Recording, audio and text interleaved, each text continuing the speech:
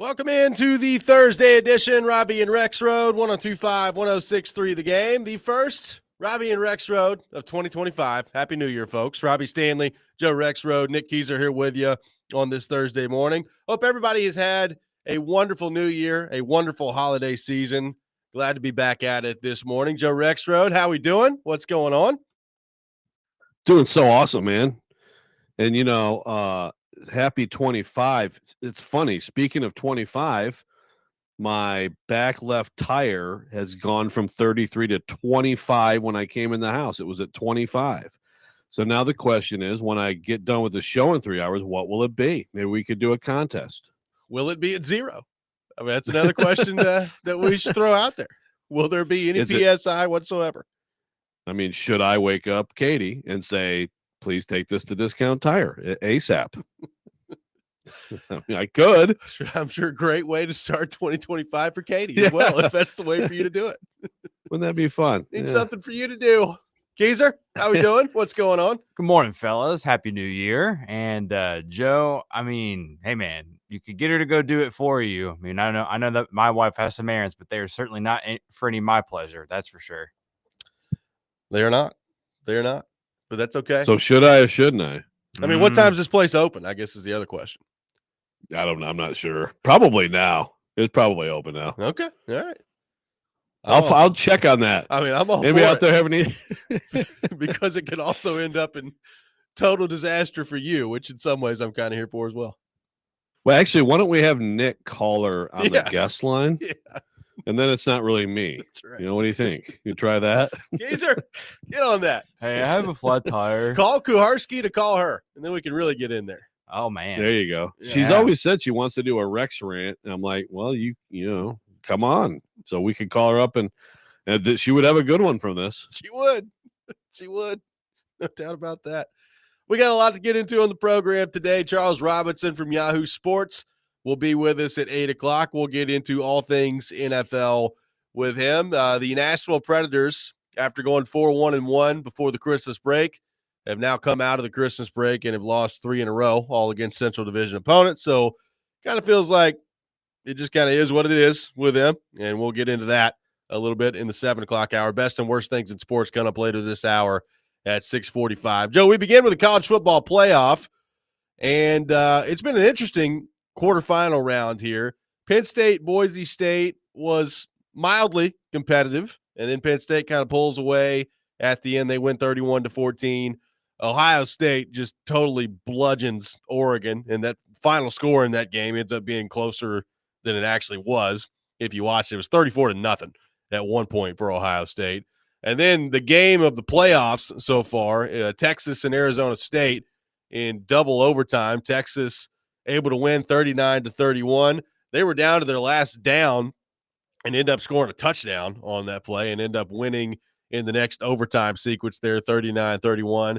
And then, of course, no game has been played yet between Notre Dame and Georgia. That one's coming later this afternoon at 3 o'clock our time after the horrific attack in New Orleans as well. So, Joe, what have you made of the quarterfinal round of the college football playoff to this point? Yeah, well, the one game that I think I said it last week, this is probably the one that I think is probably the blowout of the four, which was Texas, Arizona State. So excellent analysis by me as always. That was a great game. Yeah, I think Penn State, I mean, I guess the final score probably ended up being about right. I think Penn State could have dominated that game, and they messed around. I really didn't understand what they were doing in that game, but great job defensively against Ashton Genty. I mean, that's a very talented team. Penn State is. So Penn State in the winner of tonight. Interesting. Of course, we have Ohio State, Texas in the Cotton Bowl. So Ohio State probably gets basically a de facto road game now. But look, I mean, that's biggest takeaway from the whole thing right now is there you go. I mean, it's the most talented team. Jeremiah Smith is absolutely ridiculous, and I think if he was draft eligible, he'd be a top 5 pick this year as a freshman. And I mean, how many people can you really say that about? Here and there, there's been guys, but usually true freshmen, like they're a little too skinny or whatever. You might see it like, okay, someday That guy's going to be unbelievable, right? I mean, Adrian Peterson as a freshman would be an example that comes to mind. Like, holy crap, that guy could be in the league right now. I don't know that I can remember someone who was so clearly ready as a like not just the physicality, but like he is a technician at receiver. It's ridiculous, and they are scary right now, man. And so I know you were texting a little bit about the Vols. Vols should feel better, although the Vols should also be ticked off all over again. They got sent to Ohio State, and Oregon. Oregon is the 1 seed, and again, this is part of my problem with this whole thing. Oregon's the 1 seed. And they're the only undefeated team, and they don't even get the benefit of getting to play that game at home.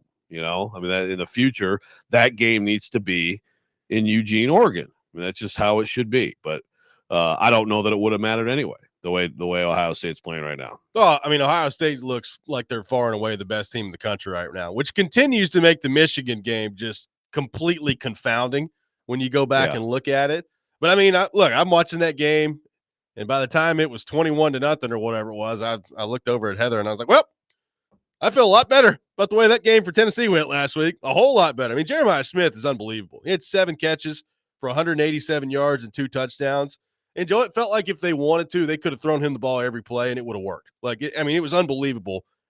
Whether he was covered, uncovered, whatever it was, he was making the catch every time. And he is unbelievable. And to think about him having to play college football for 2 more years and people having to deal with that's going to be fun for everybody, I'm sure, in the Big Ten. I mean, look, I'll be honest with you, I caught a very limited amount of the ReliaQuest Bowl as well this weekend, Joe.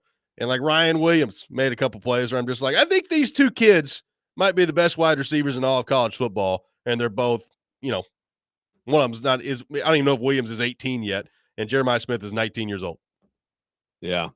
It's, a really interesting thing with them moving forward. Of course, everybody remembers Jamar Chase, opted out of his 3rd year, and just in anticipation for the draft. But that was a different time. Yeah. Now it's like, hey, Jeremiah, how about, $3 million to play this year? I had a little bit back and forth on Twitter yesterday, like, kind of joking, like, should he opt out of his last 2 years? But of course, that's millions of dollars that you're giving up for not playing. Right.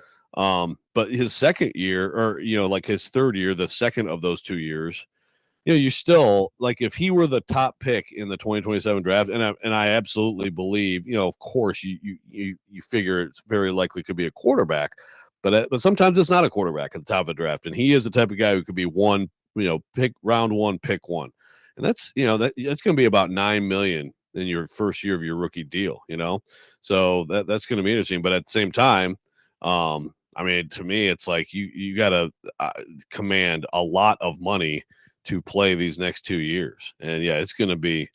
Good luck to everybody out there with those 2 guys. It's really amazing that both of them came in the same year as true freshmen. It really is. What did you make of Texas, Arizona State? Kind of a wild one there, especially towards the end. Cam Scatteraboo on the ground, 2 touchdowns. Maybe the play that changed the game was his passing touchdown through the air, and they were 1 down away, Arizona State, from locking it up and moving on. And Texas comes through in the clutch there, scores the touchdown, immediately scores the touchdown on the next play in the beginning of the second overtime, and they walk away with the 39-31 win. Incredible game, really dominated by Arizona State. Texas has the punt return and the couple quick plays early, but Arizona State's defense really dominated that game.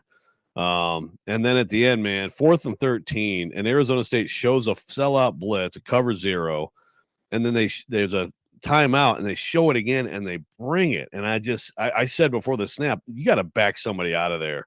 And they beat it. And Quinn Ewers, give him credit, man. He wasn't great yesterday, and he often isn't. But I would say he answered a few things yesterday with what he did at the end of that game. So great win for the Big 12 over the Pac-12. Yes. No, I'm sorry, for the SEC over the Big 12. Yes, that's right. Yes. But seriously, the SEC, like you said, just horrific attack in New Orleans. Of course, this is why the Sugar Bowl is today. Very close, because we'll see. I think Notre Dame's going to win today. We'll see. But if so, we would have been very close to a Final Four with no SEC. Yep, absolutely. And again, we'll see what comes of that one today. Notre Dame and Georgia at 3:00 local time here today. You know, it's been a rough go of things for the SEC in the bowl season too, other than, Shane Beamer almost getting squashed by Brett Bielema the other day, which I was heavily rooting for, which was probably my favorite moment of the college football postseason to this point. It's not gone well for the SEC, including Jalen Milroe in Alabama. I'll say this, we're going to talk a lot about, Titans quarterback options moving forward. I don't know that Milroe needs to be one in general. Like, he probably needs to come back to college football. That's my kind of opinion on it. I just don't know that there's been a whole lot of growth in his game this year, and I don't know where he's going to, project as it comes to the draft and when people really dig into this over the next few weeks here. But another game on, I guess, when was that? Tuesday. I'm getting my days mixed up. I think it was Tuesday. I think that's right. Another game on Tuesday from him, Joe, where I'm just like, yeah, I just don't know that he's NFL ready right now. No, I think he's regressed. He's played terrible for the most part later in the year. I don't understand it. I mean, it makes me a little concerned about Kalen DeBoer, because I actually thought, based on what we saw from Milroe last year, okay, now you bring DeBoer in. Look at like what they did with Penix last year, and that offense. I mean, that's going to be great. And at times this year, I thought it looked that way a little bit, but I don't know what's happened. But he doesn't look anything close to an NFL quarterback right now. Just the lateness and the mistakes. I agree. I think he should come back. Now, Alabama fans are like, okay, come back, but not to us. Yeah, seriously. Like, he might have to enter the portal. Yeah, that's going to be a fascinating thing. I don't see him going earlier than like the third or fourth round. If that's the case, again, then I would be advising him to really think about another year of college football. He's absolutely not ready. So something this year has messed him up, and maybe it's DeBoer, asking too much or not. I don't know. But this should have been something that made him progress and get closer, and instead he's farther away. 615-737-1025 is our phone number. We're off and running today on Robby and Rexrode, taking your thoughts on our phone and text lines driven by WilsonCountyHyundai.com. Speaking of quarterbacks, an interesting strategy this week for Brian Callahan and the Titans. We'll get into some of that coming up next. Best and worst things in sports later this hour at 6:45. All that coming up. Robby and Rexrode, 1025, 1063, The Game.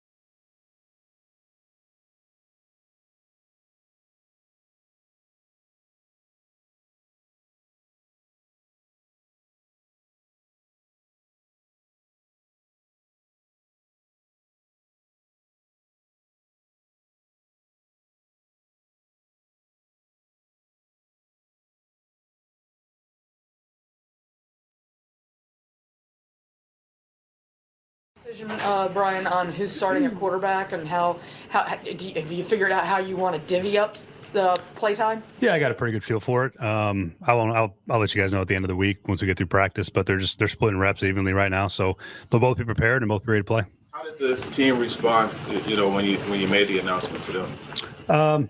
Normal. I think they all understand that we're letting those guys have a chance to compete and play, and they both have earned opportunities to play some more, and so I wanted to make sure they both had it. That's Brian Callahan discussing the plan at quarterback this week for the season finale for the Titans against the Houston Texans. They'll be wearing those beautiful Houston Oilers / Tennessee Oiler uniforms in a highly anticipated matchup coming up this weekend, Joe. Splitting reps evenly at quarterback right now between Mason Rudolph and Will Levis. Feels like both of them are going to play. Interested to see what that looks like in this highly anticipated matchup against Houston this weekend, Joe. Your thoughts on the quarterback position, how this has been handled by Brian Callahan and his staff, and the kind of the ending point that we ended up here with, Joe, where it kind of feels like both of them in Mason Rudolph and Will Levis could play this weekend against Houston. Yeah, it's weird. It's pretty weird, dude. I don't know. I've tried to figure out what the thing. I mean, I think the most explanation was right in that soundbite we played, which was fair to both of them. And he said compete. It's like, well, it's the last game of the year, so there's no more competing. I mean, there's no evaluation after this game other than thank you. Okay, Mason, you win. All right, have a good vacation, guys. We'll see you later. There's no Mason, you get to tee off first on hole 1 in the offseason. Yeah. Will, you have to be second. Will, you carry his bags. Yeah. So a couple things came to mind. One is this because again, the tanking thing, remember, you start in the locker room, double middles from every single guy in the locker room, right? Look, if you're this coaching staff, I think you'd like to win this game. I mean, I understand now you'd like to win this game, but also, if you're the front office, whoo boy, number 2 pick sounds a lot better than the number 8 pick or whatever it would be, right? What is the most likely? I think you can drop to 7. 7 is the most. Yeah. 7 is the lowest. Okay, I think or so. the high, whatever. Yeah, lowest. If you're the front office, I mean, you have to, right? You have to be thinking that. So, so one thing that came to mind, and this is conspiracy issue of me, is this a way to trip them up without without withholding players? I don't think that's what it is, but it did come to mind. Honestly, I hope that's what it is. I really do. Because I'm with you. It doesn't make a whole lot of sense to me that look, you benched Will Levis a couple weeks ago, and it was kind of your referendum on, okay, you're done with Will Levis. And we talked a lot about that. And then the last 2 weeks, Rudolph has been, I don't know that he's been horrendous, but he's not been good. It's not been good quarterback play.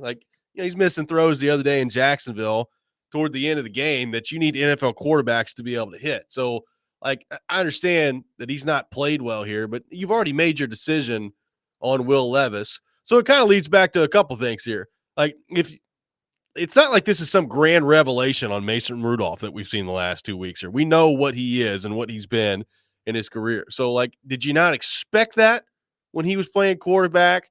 Why would you go back to Levis now? Or why would you ever stop playing him to begin with? Even if you made your decision on him, I've always thought it made more sense to just play him at that point. Yeah, exactly. I know for sure. So the other thing that came to mind. So first of all, I totally agree. They just should have stuck with Levis. Been saying it the whole time. It's just go with him through the year. Mason Rudolph's a backup quarterback in the NFL. He's had some decent stretches in here. He had some good moments the other day too. But yeah, then he misses those stories. There you go. The other thing that came to mind is I guess. First of all, when sitting Levis to me is definitely, and some of the stuff that's come out is definitely to me part of look, this season could have been a lot different. This is where you look first. Okay.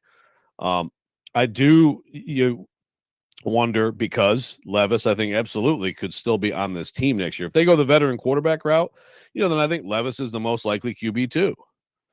If they go the veteran quarterback route and then they're drafting, they're drafting elsewhere, they're drafting an edge or whatever with their first round pick, a Travis Hunter, whatever it may be, then I think Levis as QB2 is the money. He's under contract for next year. So is it a little bit of like,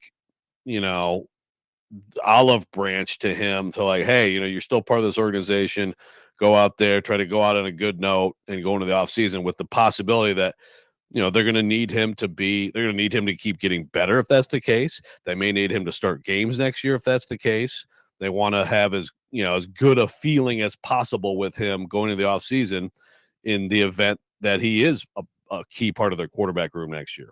Maybe so. I mean, if you're him, like that probably needs to be your approach anyway, because like you're not going anywhere else and being a starter right now. So Right. You better get as better as you can, right? Like you better be focused this offseason on improving as much as humanly possible. But I'm with you. Like, look, I think people are just assuming that the Titans are just washing their hands of Will Levis after this year. And they are, in my opinion, in terms of him being a future starting quarterback for them. But I mean, it's still contractually makes some sense to have him around and on the team and in camp next year, unless you can find, I guess, a trade partner for him, which I don't know what that's going to look like this offseason. So, I think that does make some sense here. I just look at it. I look at this whole thing. And if this goes the way that we think it's going to go, and we're a few days away from finding out, you always have to leave some room with this owner for change. So I get that. But if it goes the way that I think it's going to go and Callahan's back next year, I understand everything you said about the locker room and the double middles that they would give if you're trying to lose this game. I totally get, and I totally think is valid. I'm doing everything I can to make this as easy as possible of a game to lose if I'm Brian Callahan and this staff. Like it's such a big difference draft-wise where you are right now and where you could be if you end up winning this game. That could be, in my mind, very detrimental to this organization if it goes that way. Agree if you're Brian Callahan and with certainty you're coming back. For sure. Right? Does he? Like has Amy, send him a little text with like a smiley face emoji, like see you next year. See you at the, see you at the potluck in February. I don't know. Like if you know that, beyond like the Titans whispering it to some reporters that nothing's going to change, then I'm with you. If you don't 100% know that, and I'm him, I'm like, I don't want, definitely don't want to come out here in these uniforms and get embarrassed by that team in front of our owner. Yeah, for sure. I mean, it's a really interesting spot. And again, like that's the other thing. Like he could think that he knows it, and then things could change on Monday and Tuesday. And that's how things work in this league sometimes too. Like it's a wild process. So I get it. It's more complicated than just looking at the draft status as we in the media do, or if you're a fan. Like if you're a fan looking at this game right now, with it getting to this point at 3-13, like is there a single Titans fan out there that's like, yes, please God, win this game on Sunday? Like I don't think very many of those people exist right now. No, I think some people, I've heard this and I get this. It's like you're like, the team should lose. And then you get out there and they're playing the freaking Texans who you hate. Right. And you're like, I just can't do it. Beat the freaking right. Like, so there's some of that, but for the most part, yeah. It's like a head and heart thing. The head definitely says, absolutely find a way to lose this freaking game. So what do you make of the way the Titans have handled the quarterback position with Mason Rudolph and Will Levis?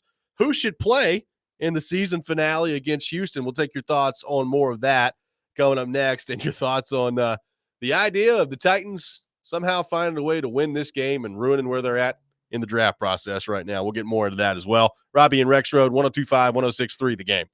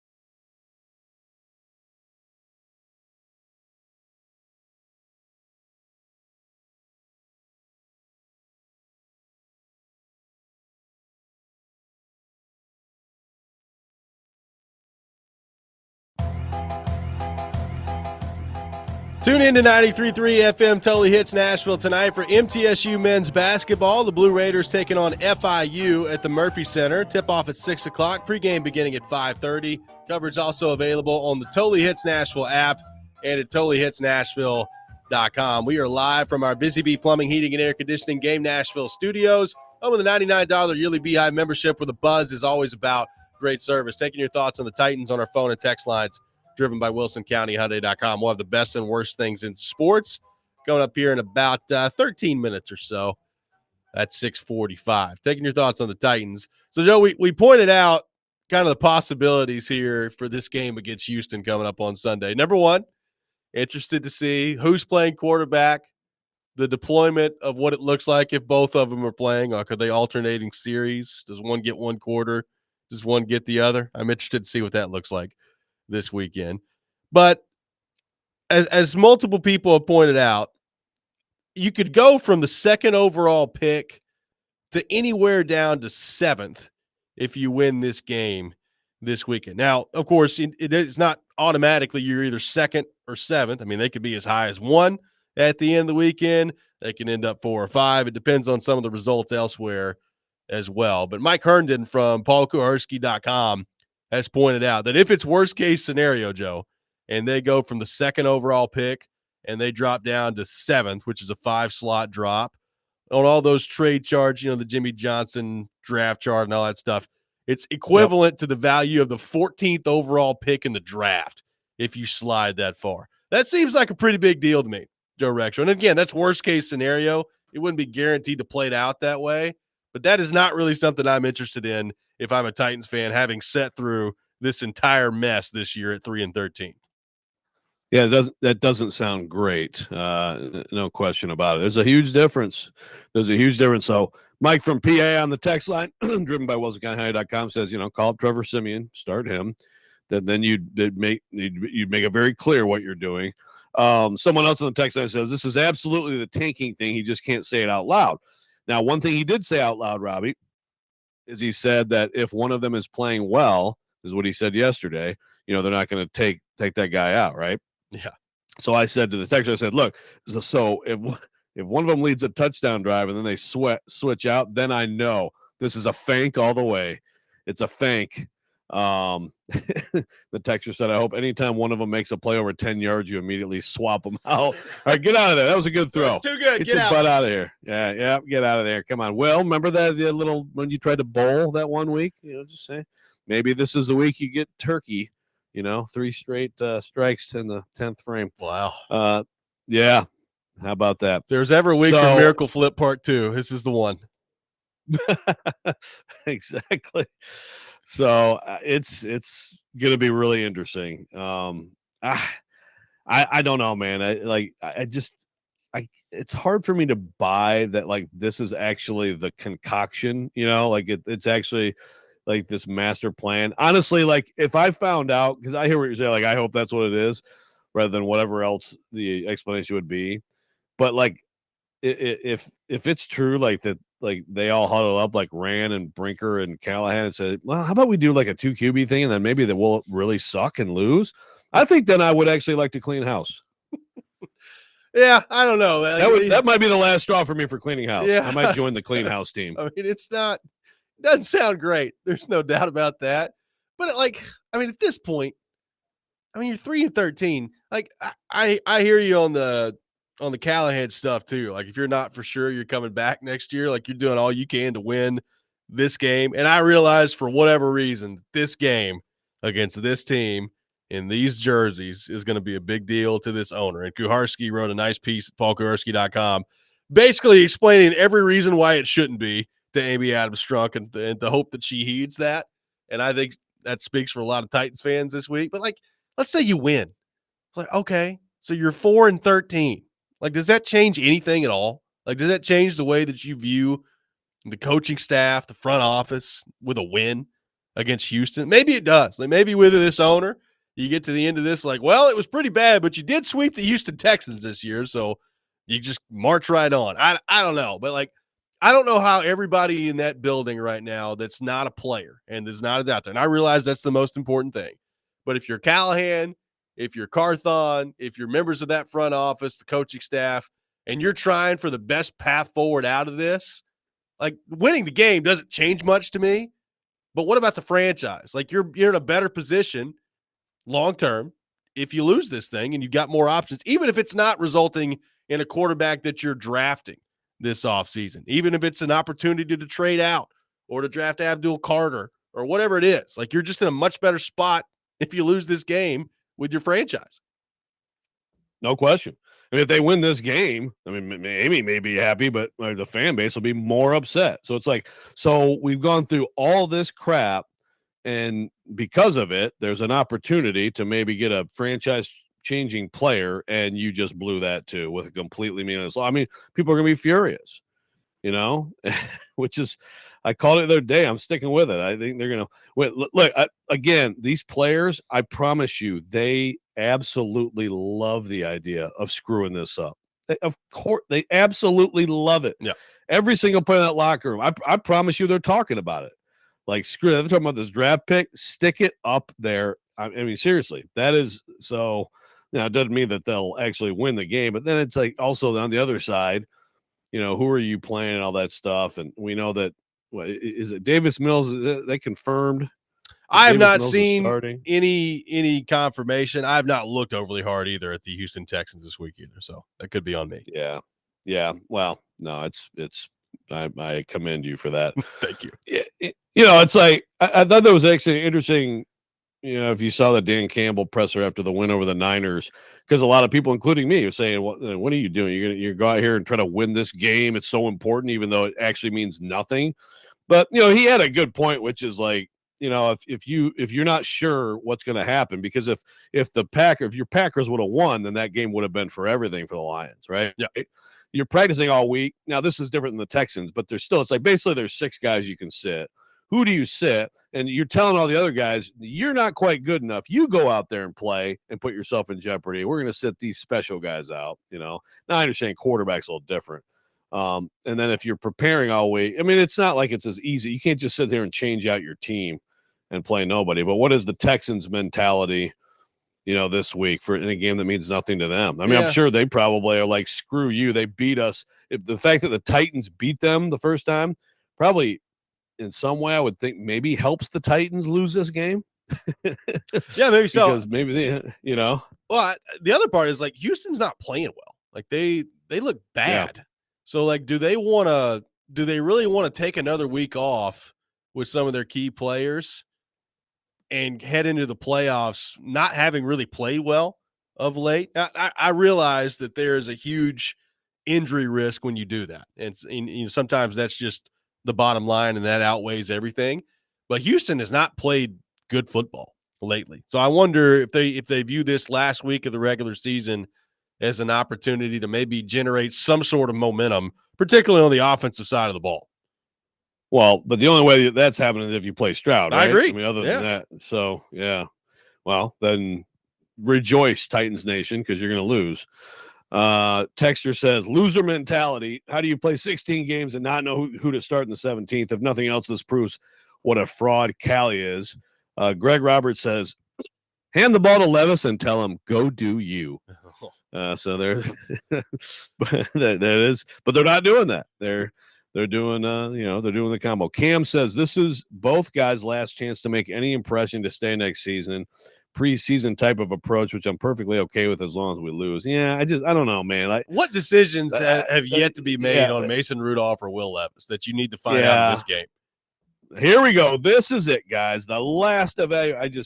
I do absolutely think Levis, decent chance, pretty good chance that he's on this team next year, and is my guess is QB2 behind whatever veteran they can manage to, scrounge out of the ether, but this game, I don't think is going to determine that. Like, they've got a lot of data on him, and the same with Rudolph. Rudolph is a QB2 somewhere next year. Yeah. I mean, I don't know that the opinion of either quarterback changes really at all based on this game coming up on Sunday. 615-737-1025, our phone number. Time for the best and worst things in sports. We'll take your best things your worst things for this week in sports next here on the program. You're listening to Robby and Rexrode, 102.5, 106.3 The Game.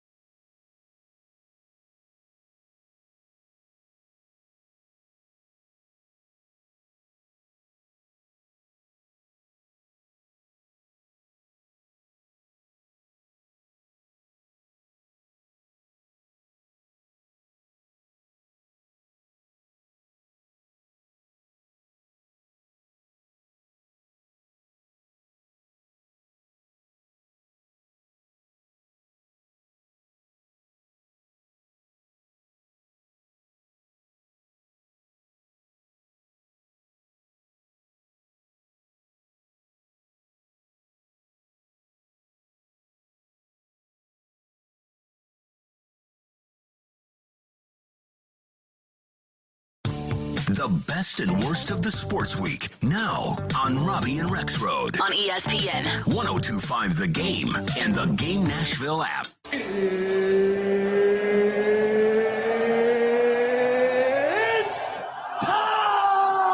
This is the worst. You look like you're feeling sorry for yourself. I believe in miracles. Yes! Unbelievable. He's one of one. He is him. This is a Coke bottle. It's not a crystal ball. When I woke up this morning, I was feeling pretty dangerous. Okay, let's go.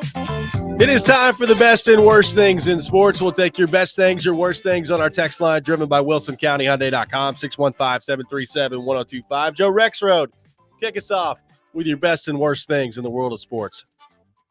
Well, you said it earlier, and I hope I'm not stealing this from you, Robby. We can share it, but I mean, I'm sorry. Like, my best thing is Shane Beamer losing his freaking mind and then Brett Bielema laughing at him across the way. Truly an amazing moment in college sports history.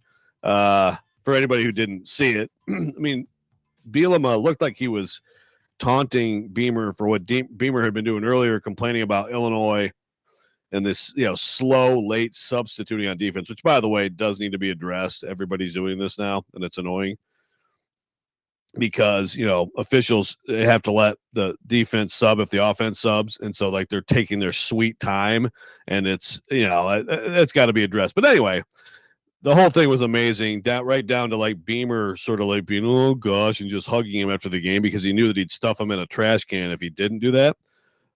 Truly, truly amazing stuff and some fantastic memes. My worst size baby. My worst is, I think I'm taked out on college sports. I mean, I'll keep giving takes, but guys, every single thing that happens doesn't mean Penn State did a great job against Aston Gentry. Oh, he's not an NFL back. Okay. Whatever. Oregon, I know people were joking, but it's well, Oregon shouldn't have been in the playoff. They got blown out.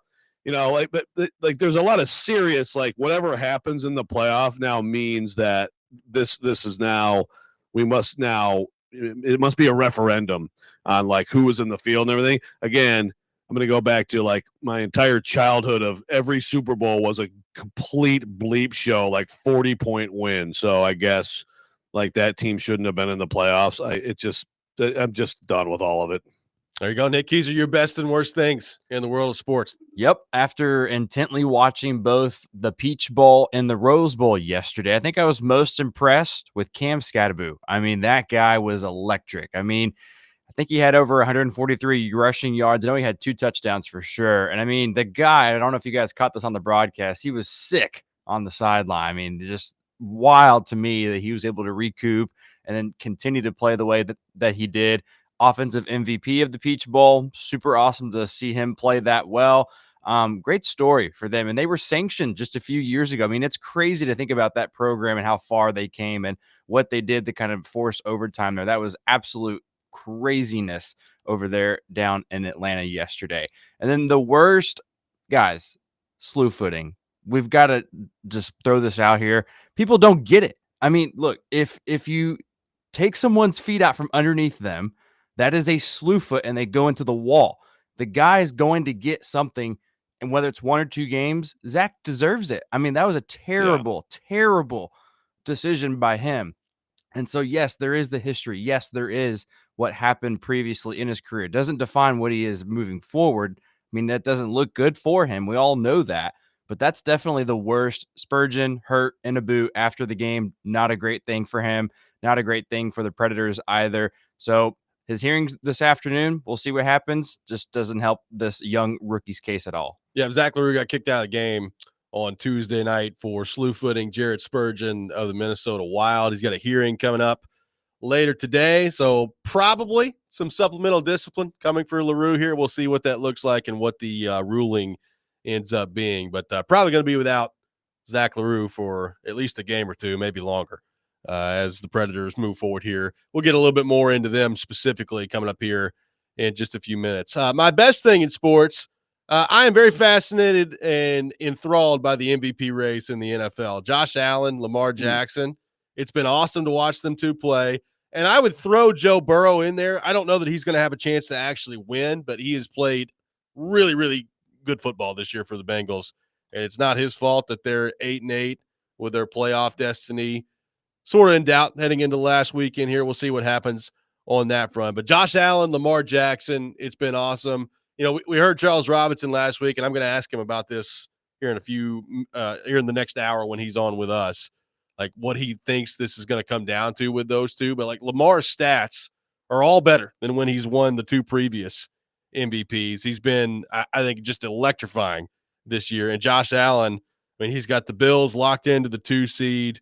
He's been unbelievable. He's going to start on Sunday to keep his, I guess, consecutive game streak going, and then he's going to get sat pretty shortly after that. But, I mean, in any normal year, I think either one of them would be the clear front runner for MVP, Joe, and both of them having unbelievable years at the same time. It's pretty cool to watch. Yeah, I wish we could wait until they play in the playoffs, and then that's the winner, Yeah, absolutely, which they very well could see each other in the playoffs for the right to go play in Kansas City. So we'll see what that looks like a little bit later. Shane Beamer is my worst thing in sports, and I'm good to double down on it. The adult-sized baby actions have been a thing for him for a long time. I'm glad the entire nation got to see it the other night. I'm like, I was looking through Twitter, Joe, and a lot of people who cover college football are just like, man, that Shane Beamer likes to whine a lot, doesn't he? I'm like, yes, he does. I don't know if you guys have been paying attention to it, but this is an every game thing for him. This is what he does. And it's why he's the most annoying person in all of college football in my mind. And I'm glad the entire nation got to see it the other night. Well, I mean, some South Carolina fans are putting this on Bielema. I just want to say that there is another side to this, and they're still behind their guy.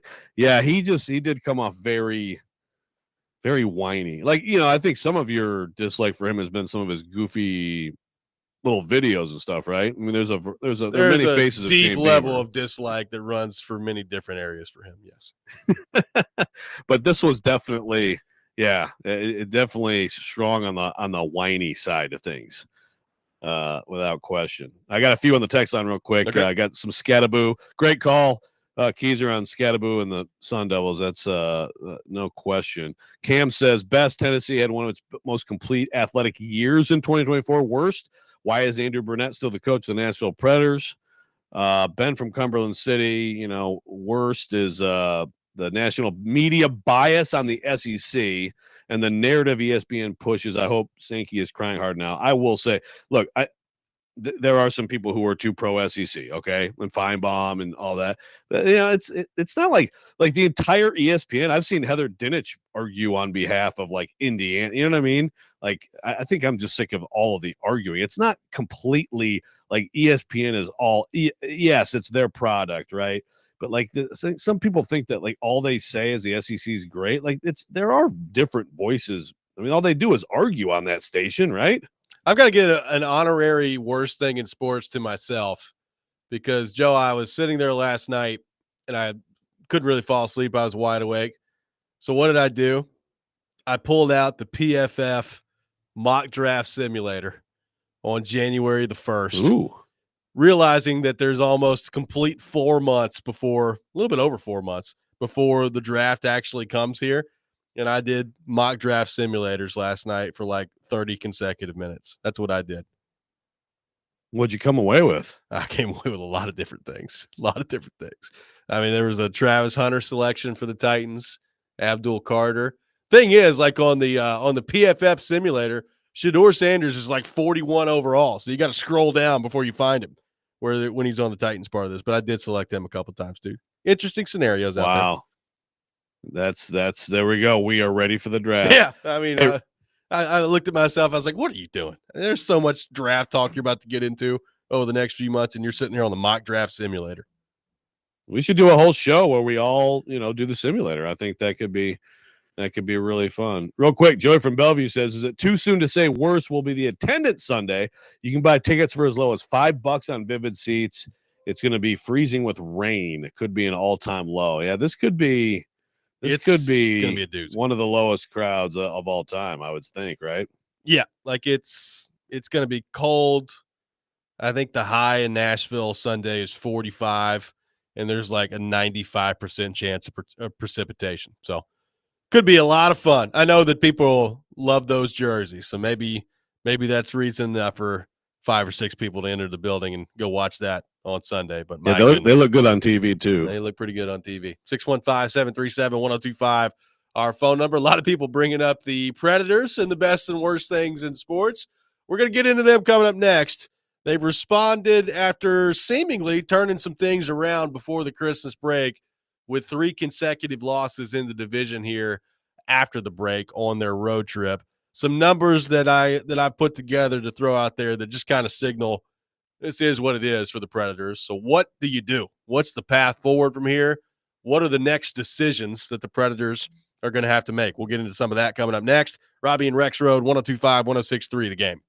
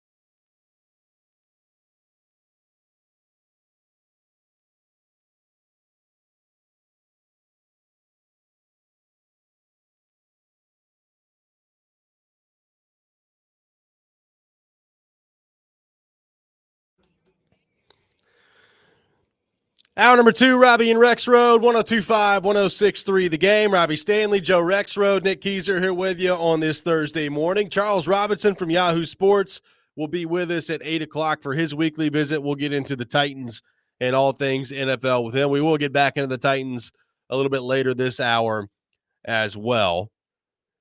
So it felt like before the Christmas break that the Nashville Predators were turning some things around. They had won 4 out of 6. They were 4-1-1 in those 6 games heading into the break.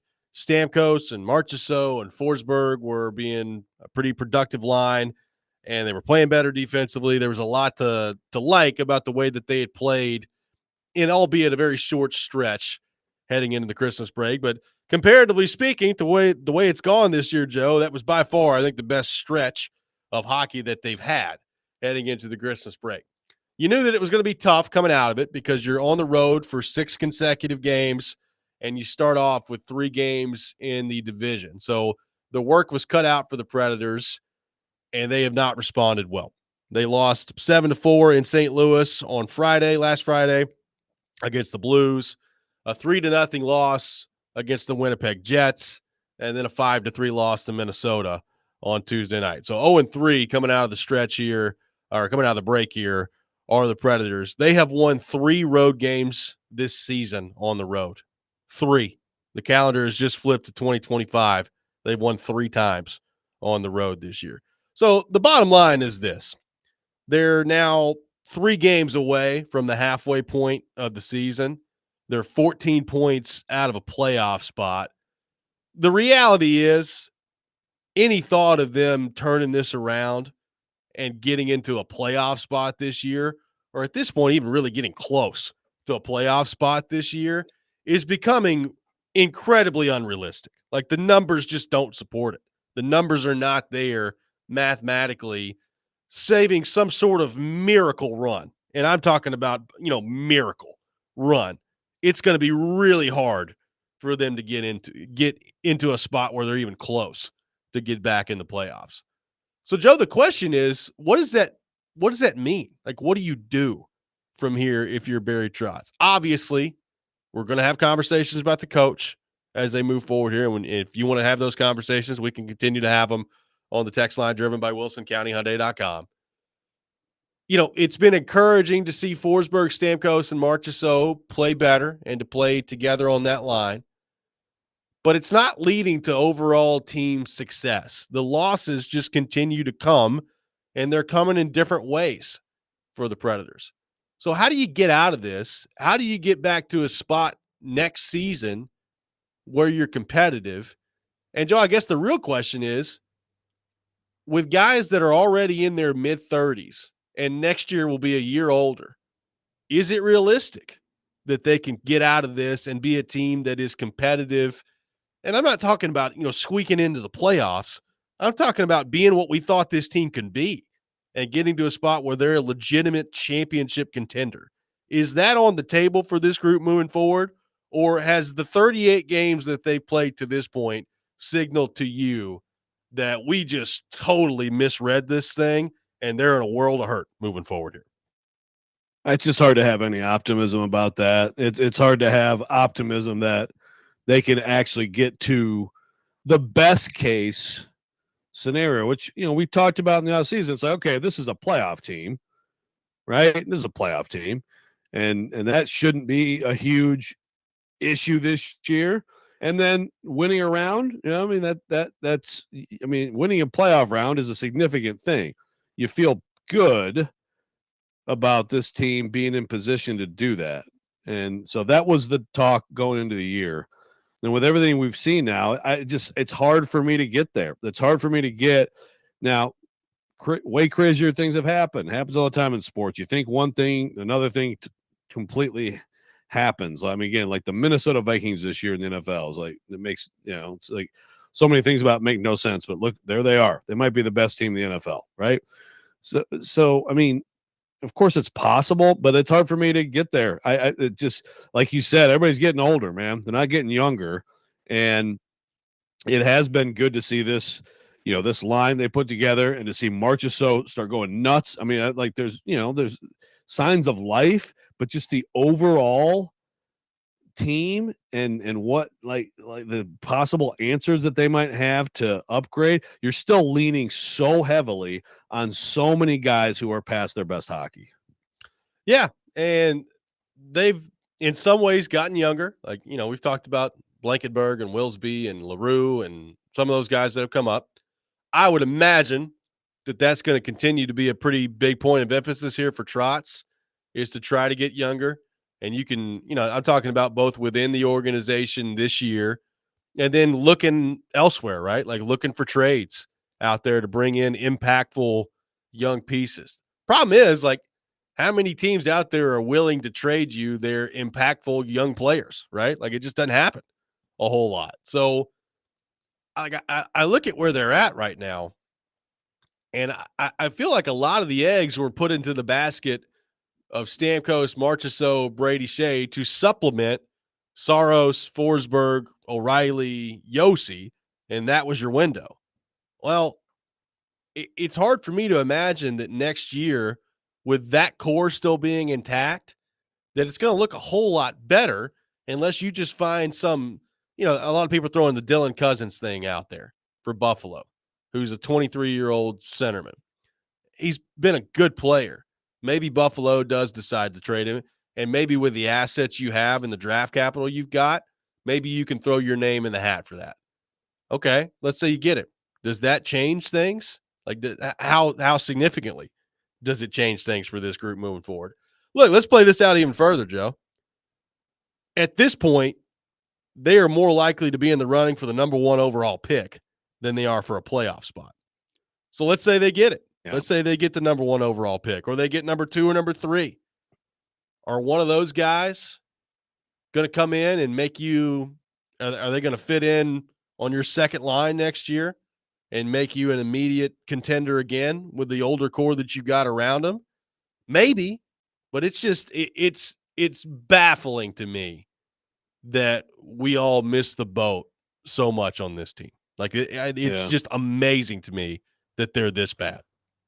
Yeah. Well, and it just seems like two timelines that aren't going to match up, I mean, there are reasons to like some of the things they have going and what it could look like in a couple years, right? Yeah. 2-3 years. But then you're just and it's like, and right now, you mentioned the core.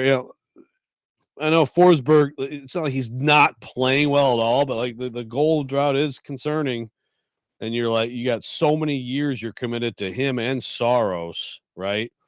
Moving forward. It's like, where is that going? Yeah. I mean, like in some of the answer here is just, it's purely like hope.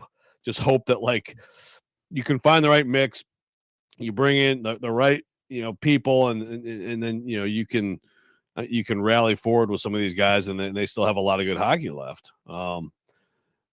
But yeah, as far as us missing the boat, for sure. But also, so that means Trotz did too, right? Yeah. I mean, Trotz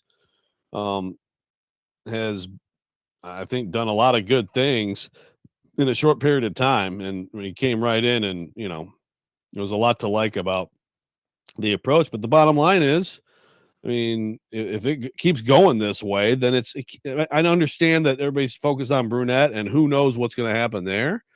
But like, what about Trotz too? I mean, like, you have to also talk about that. One texter says Trotz needs to turn over the roster, Cousins, move some of the younger players. No hope this year, build for next year to get data points in the system if you're keeping Bruno.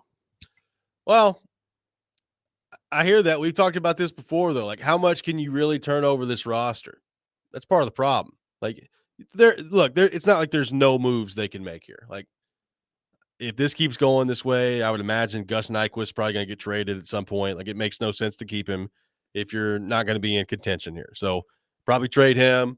I wonder what happens with Colton Sissons this year. Is his contract still movable?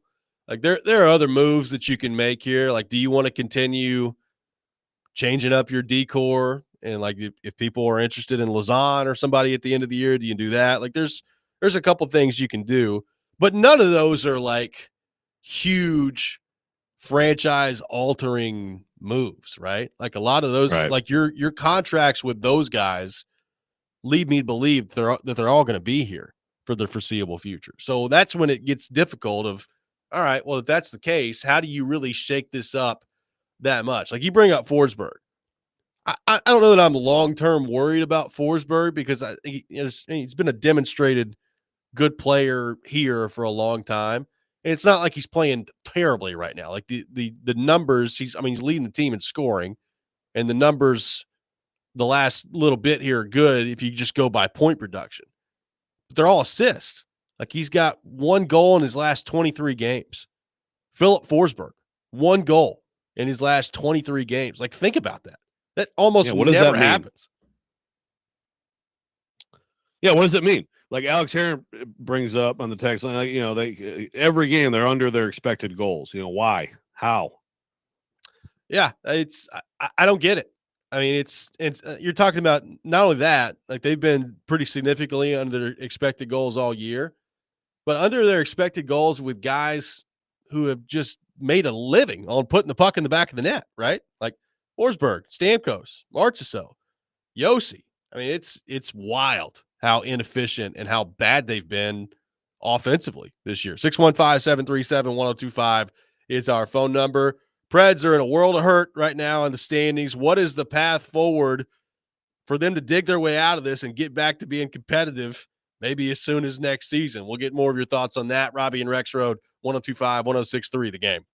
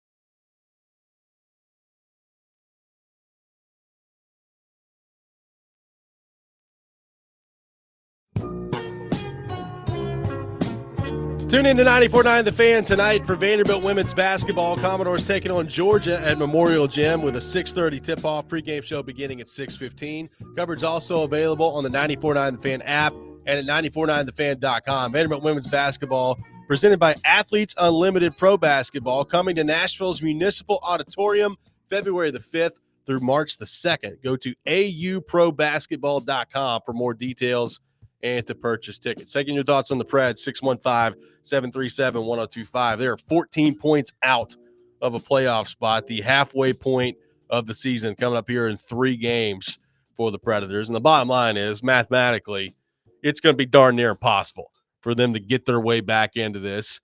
And like they know it, Joe. Like you can hear it in some of their post-game comments. Like Colton Sissons was just, almost, I don't even know how to describe it, just beside himself the other night after the loss to Minnesota, where they just found another way to lose a game. They actually played pretty well in that game, 5-on-5, but it was a parade to the penalty box. We brought up the Zach LaRue play earlier, so that's a 5-minute major right there, and they just got into penalty trouble and gave up 3 goals on the power play from Minnesota, and a penalty kill that's been pretty good all year. I don't care how good your penalty kill is, Joe, when you're giving the other team 5 or 6 power play opportunities in a game, more times than not, that's probably not going to end up going very well for you. And that's really like the story of the year. Like if it's not one thing, it's another. That's what it's been for them all year long. And naturally, that's going to lead back to the coach, right? It kind of felt like we had this conversation right before Christmas of, all right, well, they've made some adjustments. They were 4-1-1 heading into the Christmas break, and it felt like they had started to figure some things out. With the number one of those things being Stamkos moving to center, I think kind of unlocked some things for the offense. Well, the results haven't been there and since the break, and it's going to continue to be an uphill climb for them now. So if you get to the end of this, Joe, and they're out of the playoffs by a significant margin, like it looks like they're going to be right now, what do you think that means for Andrew Burnett? Like as you're evaluating the whole picture here, Trotz, Burnett, where do you think things go if this is what they end up being at the end of the year? I don't know. I think already Trotz has gone against the grain a little bit with this. And again, I commend him for that because I think that sometimes in this league it does. Look, I'm looking at Steve Yzerman up there in Detroit, and okay, another coaching change, but like, what have you done? Have you come close to fulfilling your part of the deal? Right. And the answer is no. And it pains me to say this, one of my favorite my sports heroes of my life, but that's it's like, it's change the coach. It's been okay. Bad. We'll see how top. Yeah, it's and they don't have a good enough team, and I just. Look, I have no idea how much blame should go on Burnett. Of course, he's not blameless, but I would not be shocked if the Preds. Look, there's still probably matters like how they play. Do they have any stretches of winning? Do they give you a 12-game point streak where they at least get within shouting distance at some point, or do they just fade into actually really competing to be the worst team in the league? That matters, right? Sure. But at this point, like I could see Trotz sticking with him, and I think more and more people will be upset about that because you're just expecting in this league for the coach to be fired when something like this happens. But I've got an open mind on this. That could be just very different than a lot of other situations in the league. Well, and look, I've heard a lot of this the last few weeks, and I understand the thought process of it, right? Of this is what happens when you try to thread the needle instead of just going the rebuild route, which they should have done a couple years ago. I hear that, and we talked about that a lot at the time. Now, having said that, this offseason, I'm not going to sit here and act like I didn't think all these moves were a good idea, because I did. Like Stamkos, Marchessault, Shea. Me too. Look, the day after they did it, I was like, wow, I can't believe they just pulled that off. And this team's going to have a chance to be pretty good next year. So I'm not going to sit here. Radio parade. Yeah, like I'm not going to sit here on January 2nd the following year and act like, I thought all those moves were bad at the time because I didn't. And look, they still may not be. Like Stamkos, Marchessault, Shea have all started to play better lately. So I guess that's the one silver lining you can take from this moving forward here is maybe that means that they still have it and you can find that whatever that is left in it. You can find that as you move forward here. But, they have not ever really torn this down. They came close a couple years ago at the end of the year where they started, trading Niederreiter and Ekholm and Jeannot and all those guys. And somehow that team scrapped it together and almost made the playoffs. I think they were in it until game 81 that year. So you didn't really get the benefits of a high draft pick that year. You might get it this year. I mean, not by design. You might get it this year. And look, again, I've not sat here and studied all these kids in the draft yet, but there's a couple that I've looked into and heard about that could end up being pretty good. So maybe you get one of those guys, and maybe that ends up being the silver lining from this season where that sets up your franchise for 10 or 12 years moving forward. I don't know, but the bottom line is they've not gone that route, and a lot of fans are upset that they've not done this and think that this is the end result of that. Yeah. So I get it. If you're a fan, it's like do something dramatic, and maybe then because it does happen. Maybe you get a month where all of a sudden you look up and it's like, wow, things have just changed for the better. And there's the only thing that could possibly work. You had to do something dramatic, and that's the dramatic move that's available to GMs in this league. So I get it, but I still think at this point that Andrew Burnett, everything he's demonstrated in his career to date is that he's an effective coach. At some point, I also understand that it's like, where else do you look? So I think if it goes the way of just worst team in the league battling with the Blackhawks well into the spring, then it's like, okay, well at that point maybe you have to look at it.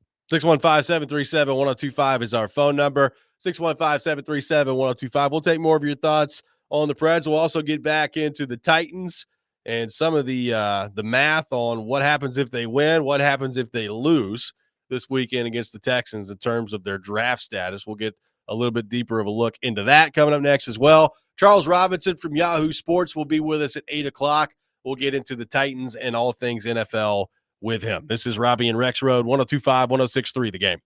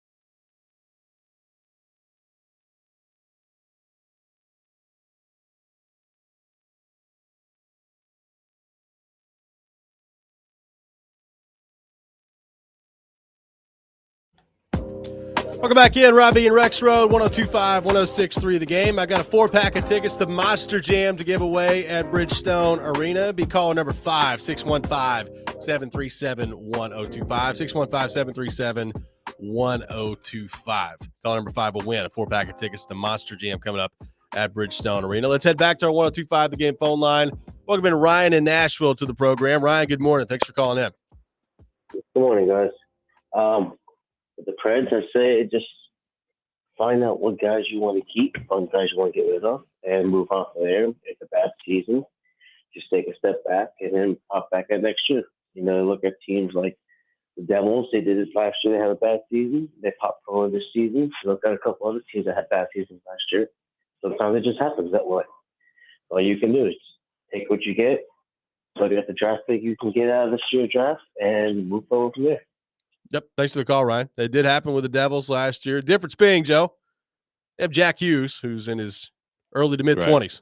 And you have that and some of the other pieces that they've got that are also young. They did go out and add some guys in free agency this offseason to supplement that, but they've got what you've been missing your entire career, your entire history of your franchise is the young superstar centerman. Yeah. Now, I do agree just in terms of, I mean, look, these guys are going to be back, these main guys, these high-paid older guys. So, again, it's kind of like there's some of this is just hope.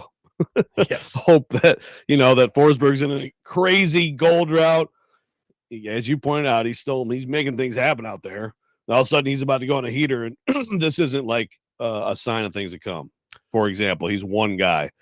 There's others, of course. So on the Titans front, we've laid out earlier in the show what's potentially at stake for them this weekend. Right now, they're picking no worse than 2 overall in the draft if they lose the game against Houston.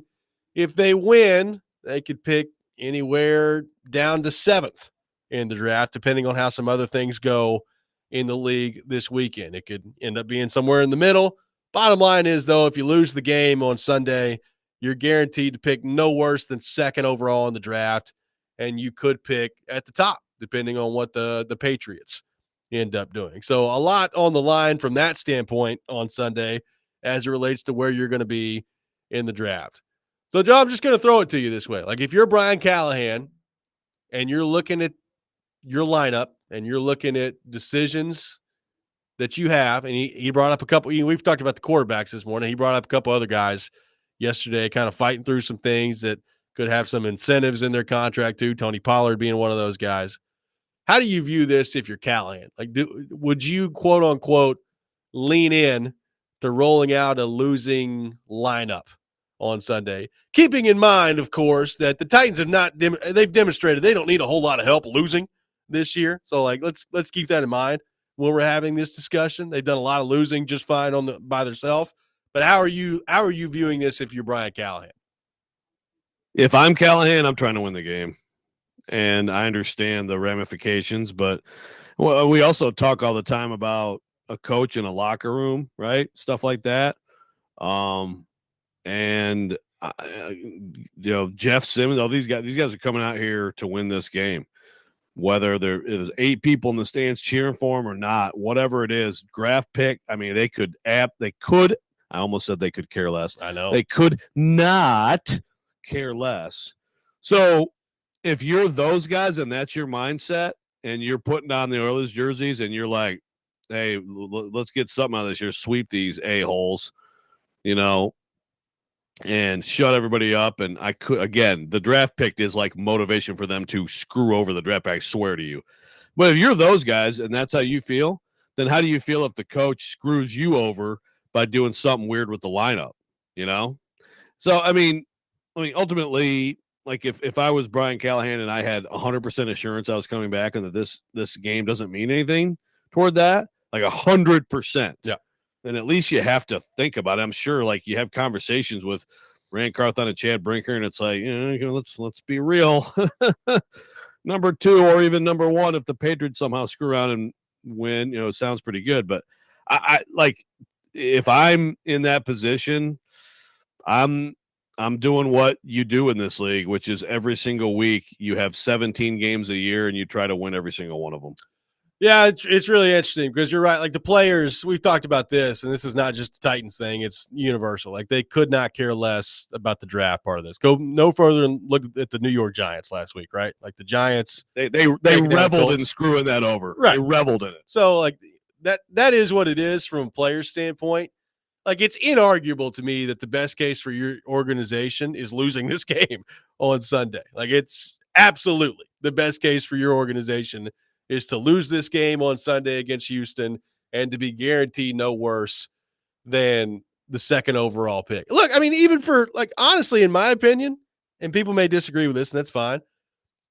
For Brian Callahan's job moving forward, that's the best case scenario is for them to lose this game because it either gives you a franchise quarterback that you've got a chance to go mold, or it gives you an opportunity to draft a heck of a player at number 2 overall, or trade down and get more players in the draft, which leads to more winning.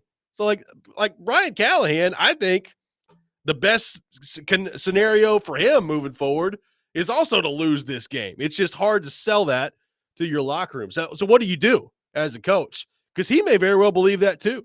Like he may look at the situation and say, you know what? It would sure be great if I'm back next season and we're going through this draft process and either I've taken an elite pass rusher or an elite wide receiver or one of those quarterbacks that I love that I can mold and move forward with here. But I also have this locker room to maintain over here as well. And again, like, you know, some of it, I don't have a whole lot of sympathy for the locker room. If you don't want to get in this situation, don't get to 3-13 before this, and then you don't have to. But I understand that a lot of these guys are going to be back next season and probably would not love it if the coach is intentionally putting out a losing lineup. Yeah, I mean, it's a little bit like the idea of just like process oriented, which all these coaches are to some extent. And some probably are more devoted to that than others. But of course, if you're him, of course you know that. And you probably discussed it. And you certainly know at the back of your head that a loss here, you're going to have a better player from it next year, almost for sure. Or at least, what we think is a better.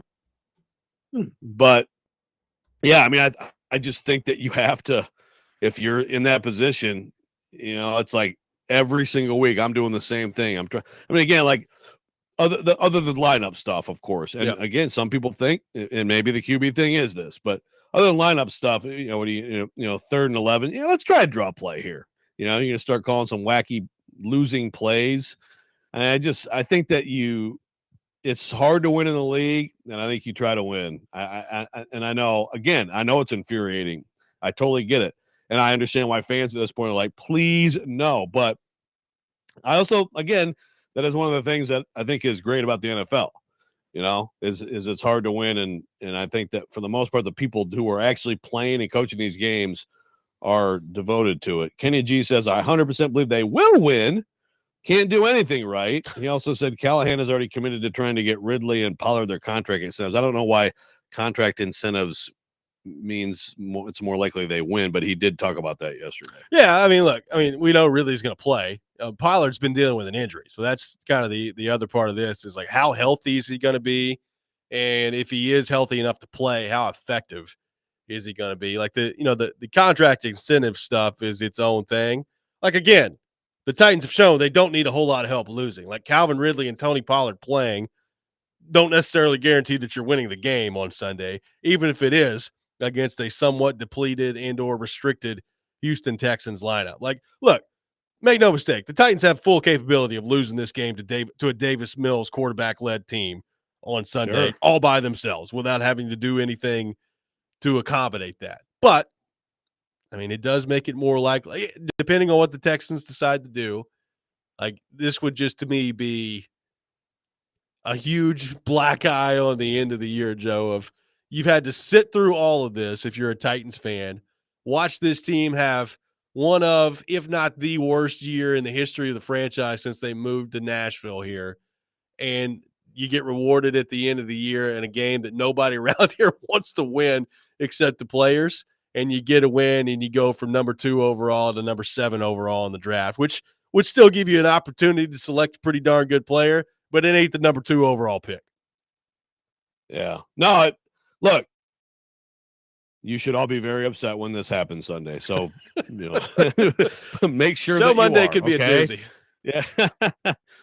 Kenny G comes back with part of the incentives are touchdowns. So yeah, sure, I understand that, but like they've wanted to score touchdowns all year, exactly. Kenny. Okay, they've been trying to score touchdowns all year and they haven't. So that's my point. Wes in Clarksville says if Callahan wants to win, why is he rotating QBs? No one does that in the game plan because it doesn't work. Hey, listen, maybe that is the fank. Maybe the QB rotation is the fank. I'll say it again. If that's true, if that's what this is, if it's him fanking, then I have less confidence in him as a coach than ever before.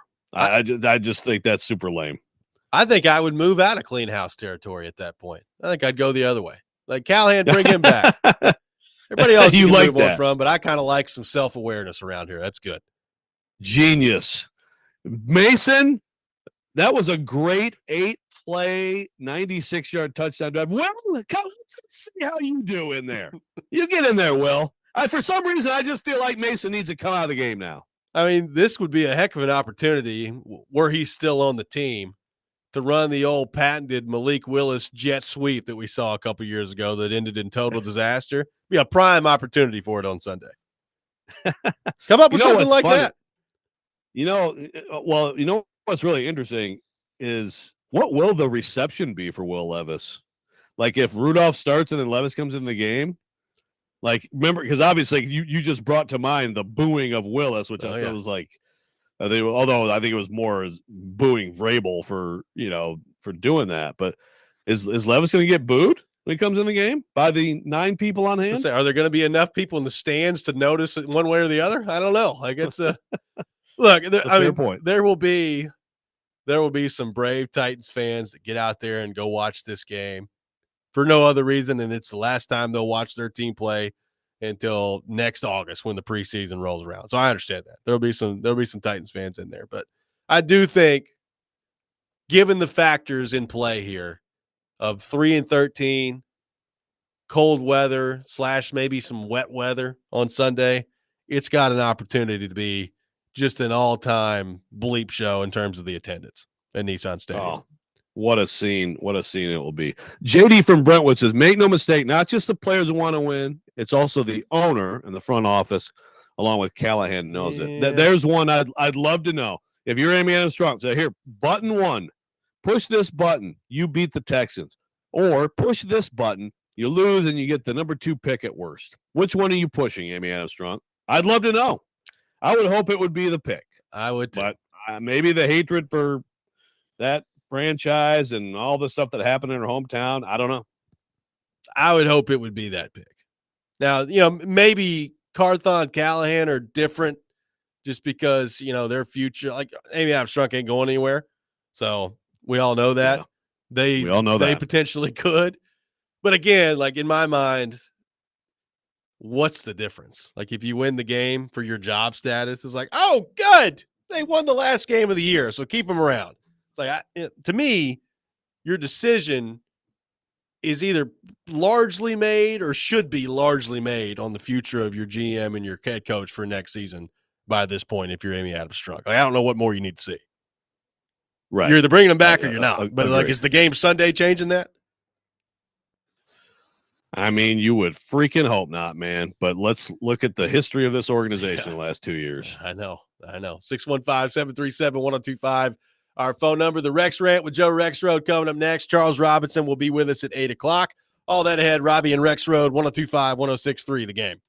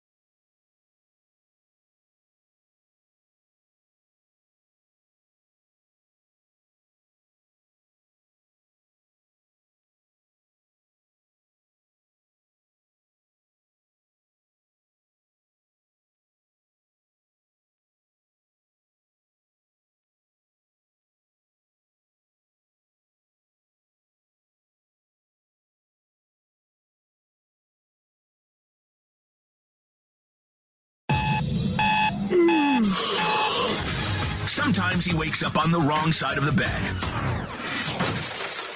And sometimes he's just, well, Joe. Awkward moment. Let's do it. This is the Rex Rant. Now on Robby and Rexrode. This is so frustrating. He's kind of ugly, though. It is that time of the day, time for the Rex Rant with Joe Rexrode. You can check it out every morning here on the program. Joe Rexrode, the floor is yours. Thank you. Quick sub rant today, and sorry for my issues. You sound great. Okay, there we go. Now let's try that. Okay, quick sub rant on the Preds talk. Alex texted in. At what point do we start changing up the team leadership? We've had these issues with the OC as captain before, and with Carrier's recent comments in Montreal about the team playing for each other. Do we transition to someone like Ryan O'Reilly as captain? And I said, this is just, like O'Reilly is a leader on this team. There's a lot of places to look. Is there any way to stop this one, Robby? Can we stop this ever? Just because the C isn't on O'Reilly's chest does not stop him from leading. Stamkos not stopping him from leading. Like, this is the most overrated thing in sports. The most. Put the C on. It really is. Put the C anywhere you want. And then you think that the crap we've watched all year changes? You snap your fingers. Oh, now Ryan really yell at people. It's just so that's my sub rant. But my main thing today, actually, it's a question. But first, I need to play something. We can't get too far away from this amazing moment in television history and sports history without celebrating it. So for those who didn't see this, comedian Shane Gillis is on the game day from Notre Dame, Indiana, and at one point he made a joke about how now Notre Dame can pay players like Alabama used to, or something like that, or SEC teams, something like that. So he said that, I think, during the field goal kicking thing. Then they all got back to the desk, and Pat McAfee pointed this out to make sure to bring some chaos to the show. So here's the audio of Pat McAfee bringing that up to Saban and Saban's response. You called him a cheater earlier. I was just joking around. I don't think the SEC paid players ever. Period. Right? I'm joking. Are we not? Is this not a fun show? No fun. Serious show? Serious football. Like Alabama Jones is very serious. No, I'm not serious. Get the whip, Indy. I do believe in integrity. I always try to run the program that way so players had a better chance to be successful in life. I agree. We make more money in the NFL than any other school, 61 players in the league. That was how we cheated. We developed players. We recruited. I'm so sorry. So there you go. That was Alabama Jones, which is also a very beautiful touch. Nick Saban had the Indiana Jones awesome. hat. Just all around, basically one of my favorite moments in TV history. So, and Nick Saban, like even like the body language as he was saying that, it was like, man, this is someone really struggling to lie to millions of people in a moment, in a pinch. But here's my question, okay? Alabama fan, any Alabama fan listening, I just want to know if you think that before the era of NIL and when Nick Saban was coach, if any of your players were given more than room, board, and scholarship and training table. I'd love to. And by the way, let me rope in any fans of any other major college football teams. Listen, not just SEC. I've seen some Tennessee fans. I mean, Vol Twitter's been on one, man. I've seen they're just mad because Alabama paid players all those years and now everybody else can. Yes, like Tennessee's just starting to do that. Okay. So I ask you too, all you fans of major college football, do you actually think that your program, Ohio State, whoever it is, that your program before NIL was just giving room, board, and scholarship to its players? I badly need an answer. It's so freaking hilarious. And it's like, again, I don't expect Nick Saban to sit here and say, Well, now that you bring it up, Shane, here's how we did it, in fact, and of course I never talked to anybody because I'm the head coach. So there's like 3 levels of people who I never talked to. And so, I mean, coaches can always deny, direct, unless they're really stupid. Well, which, by the way, Knoxville, by the way. I don't think the triumvirate of Dooley, Butch Jones, and Jeremy Pruitt would ever do something like that. I don't think that they would lower themselves to paying players illegally. Which is why they didn't win. Yeah. It's why they didn't win. They had integrity. And so that's why, I mean, yeah, exactly. No, that's the thing. And again, it brings me back to, in all seriousness, like on Pruitt, it's like, so you saw how it works at these other programs where they don't get in trouble, right? Like, there's no way at these other places Pruitt was at, like, the head coach was doing the stupid crap that he did, But it's like there's absolutely got some money for you right here, and then you need to take it and then go tell Blake Topmeyer what a first down marker looks like. Thank you. I mean, it's just like no one should be mad about it. Like, who cares? Again, I don't expect Saban or any of these coaches from this era to actually come out and say it, but also don't pee on everybody and call it rain. Just laugh it off, man. Laugh it off. You're sitting here talking about, NFL, that's how we cheated. We sent them to the NFL. Just it's embarrassing. It's embarrassing, and there's not a single remotely informed or intelligent soul who believes one word you said right there. He was still mad about it a few days later when he went on McAfee too, which is probably the best part. He's still a little upset about it. Oh, I missed that. What did he say? Well, he just McAfee asked him basically like, so you got introduced to Shane Gillis the other day. Have you talked to him since then? And he just kind of laughed for a second. He's like, I just really believe in integrity. And then went back into that again. I was like, okay, thank you, Nick. Appreciate it. It's so bad. It's so bad. And bless Shane Gillis for bringing it up, because I mean it's truly a special moment in TV history. Charles Robinson will be with us next from Yahoo Sports. We'll get into the Titans and all things NFL with him. Robby and Rexrode, 102.5, 106.3 The Game.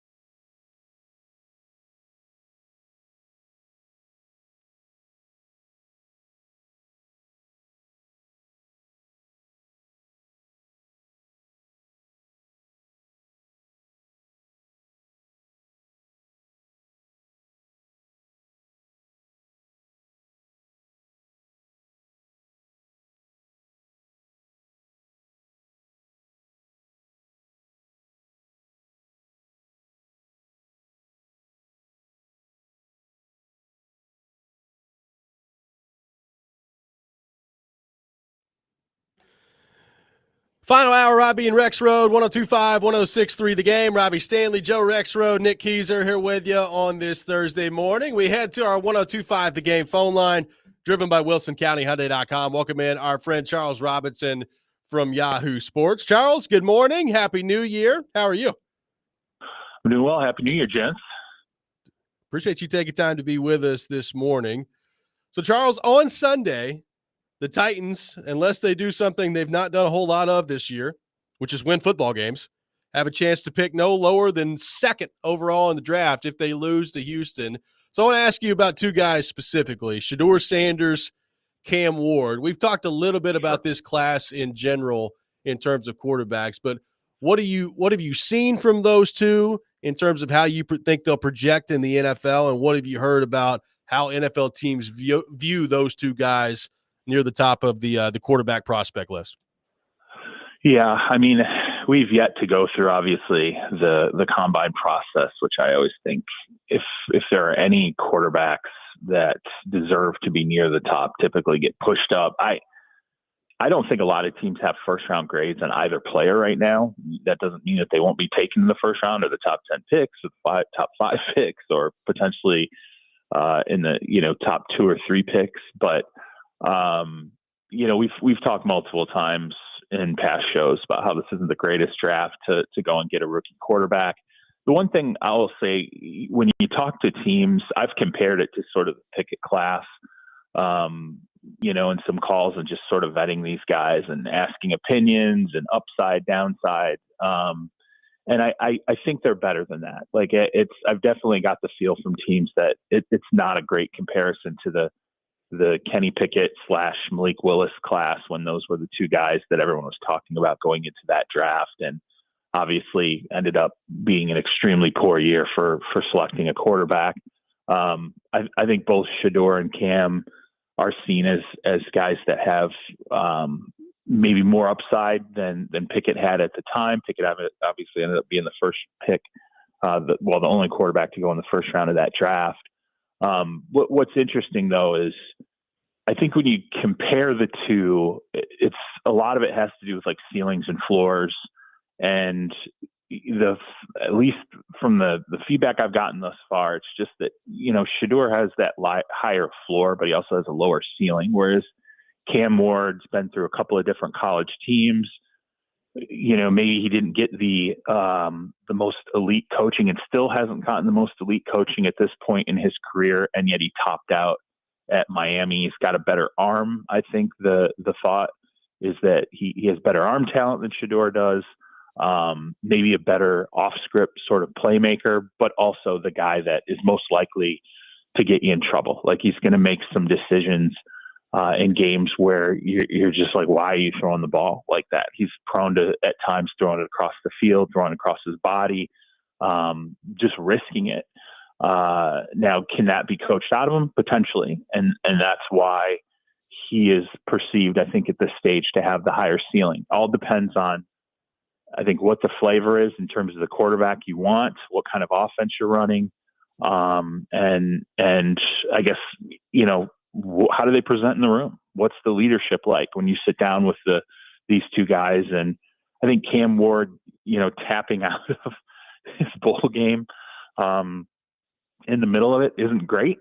And I have to believe that wasn't the plan, or else Mario Cristobal would have said it early on after that game, when it was so shocking that he had chosen to, I'm going to hang it up in the middle of a game. He'll get asked about that. He's going to get pressed by the media. He's going to get pressed by teams hardcore on why he made that decision, how that all, unfolded. But I don't ultimately think, if he goes through the draft process, this being Cam Ward, and he's viewed as, the guy who surfaces as the number one quarterback in this class, I don't think it's going to cost him any draft spots, particularly considering how many teams really need quarterbacks in this draft, and how high those guys will get pushed, despite the fact that not really being a great quarterback class. Honestly, guys, overall, it's not a great class. So there are going to be a number of guys, not just the quarterbacks, that probably get pressed up a little higher in this draft than they would have gone, say, last year. I will quickly amend what you said there, Charles. I think that has been confirmed that it was the plan. And this is a great example of Cristobal. Feldman reported it for us. This is a great example of Cristobal screwing over his player. Cristobal, the guy who couldn't do the math on just take a knee last year against Georgia Tech, and because the way he responded after the game, was completely. It was terrible. I was like, dude, you're screwing the kid over. And so, but and Joe, that creates a space for questions. That's the problem. Sure. Is that Sure. The natural question is, was this a cleanup crew afterward when Cristobal realized, how this was all perceived and how his reaction post game, in a way really created this. And naturally NFL teams are going to go, okay, what's real here? Was it really pre-planned? Because the way you acted afterward did not feel like it was really pre-planned. And even if it was pre-planned, was there a thought process then in the middle of it going, okay, well, this is a competitive game. Like we understand it's pre-planned, but you're having a heck of a game at this point. It's still very competitive. Do we want to maybe change the plan in the middle? It was that post-game reaction that I think lends some doubt to what's real here. Was it really pre-planned? How did this really go down? And as you said, I mean, maybe this is a Mario Cristobal problem where, it was pre-planned and he should have done a much better job of afterward making sure people fully understood how this really all ultimately unfolded. But you can see where that creates space, right, for teams to ask. I can. But also if I'm an NFL team, my question might be, why'd you play at all? People don't play in those games if you're Cam Ward. Right? Well, because it's clearly about the record, right? He wanted that passing record, and so that's another thing too. It's okay. You wanted to play if that's the case. Say that's his answer. Why did you play a half? Well, I wanted the football passing record. Okay, well, when you're in the middle of a competitive game and you've gotten the record for yourself. At what point do you think maybe I should stick it out for my team now to win this game? Since I've gone a half, it's still competitive. Why would you not then go the extra half to try and stick it out for now teams, of course, look, I don't know what they're necessarily going to say to the kid, but if they're being honest, like if I call, you have teams that are going to go, it's fine, whatever. Like, look, we know the deal now, like make the business decision. It was like Marvin Harrison. When all that was going down and he was opting out of everything pre-draft, the teams that were being honest would, even if they groused, would be like, yeah, but we get it. Like, whatever. We know we've got enough tape. We know what that guy can do. The funny thing is on the back end, when he gets to the NFL and his separation isn't the greatest, and maybe there's a little bit of stuff to work on, all of a sudden you're hearing, well, we might have picked up on some of this in the pre-draft process. Maybe his separation wasn't as elite as a couple other guys. But yeah, if a team wants him, if the thing is, I think the Giants were hot for him. They get pushed down in the draft order. The Raiders get pushed down in the draft order. You're starting to look at, some of these teams that I think thought, hey, we're headed for a situation. We're definitely going to be looking at QB1 or QB2. And now they're further down and there's more involved, and now the Titans are injected into it. What's the plan? Is Levis the plan? No, he's probably. Here's the thing about Levis. It's crazy. Man, fans are not going to want to hear this. But if you want to talk about straight up just talent, like what he brings to the table talent wise, and then the size factor, Levis is more talented than both these players. I'm sorry, it's just a reality. He's got a better arm. He's got a better NFL frame. I think frankly, honestly, even with Cam Ward, I think he's pretty close to being a better athlete than Cam Ward. And so you are where you are with Levis, and then you're potentially looking at least from an athletic profile and just the skill and ability, raw skill and ability, not talking about like coached and refined. I think Levis is probably a better player when you stack it all up, but that doesn't necessarily mean he's the right choice between, picking Will Levis or Cam Ward or Shedeur Sanders at this point. And Shedeur, there's a whole other element of baggage. Like Deion keeps coming out and saying, I saw the most recent tweet where he's talking about, I know the commissioner, which I don't even know what the heck that means. You know, and if I have to say, you know, something along the lines, if I have to say it, I'll say it to people directly about where his son needs to go or not go. There's that whole other element of baggage with Shedeur. So you even have to question, like, is Tennessee one of those places where he's like, I would never let my kid go play there? If it is, that takes a you know, suboptimal quarterback class and makes it even worse, because now you don't even have the full array of available players at your fingertips. So, Charles, the MVP race, I got to say, I'm really fascinated to see how this plays out with Josh Allen and Lamar Jackson. What's kind of your viewpoint on that as we head into the final week of the regular season here? It's nasty. I mean, I tell you what, from a fan standpoint, I can't remember it being this nasty. Like, just between fan bases, between Baltimore's fan base, Buffalo's fan base. Like, unfortunately, like I have an AP panel vote. Your names get out there as being voters. There's only 50 voters for the award. And so you end up getting a lot of, whether it's emails or like social media blasts pointed at you. And then you see like the fights that unfold between these fan bases over who's better. And it's going to be close. It's crazy how close Lamar Jackson and Josh Allen are, just in terms of wins, losses, the raw, quote unquote, dumb stats, the analytics, you know, are, you definitely see the lean when you start to look at the analytics, that's what you're going to base your decision on between the two. Probably lean a little bit more in Josh Allen's favor, frankly. And yet you just see just how hot this debate is. And that's without even inserting, you know, Joe Burrow, who's been on fire forever, and Micah Parsons coming out on his podcast and saying Joe Burrow's the best quarterback in football. He's the MVP. You know, Saquon's not even part of this conversation anymore, which I could have predicted that. Welcome to the world of running backs. You can potentially break the NFL rushing record. And if you have quarterbacks who have great seasons and have great records, often you're going to see those guys get shuffled. But yeah, I'm in a situation now, for me personally, I'm going to make phone calls to teams that have played these guys and say, like, help me parse this out. Here's what the analytics are. We know what the raw stats are. You know, give me your rationale as an opposing team, why you think, you know, this player is the NFL, you know, the league MVP versus the other player. But I mean, the two seasons for Josh and Lamar have just been so spectacularly close when you just look at wins and losses, and you look at things like EPA versus expected wins, and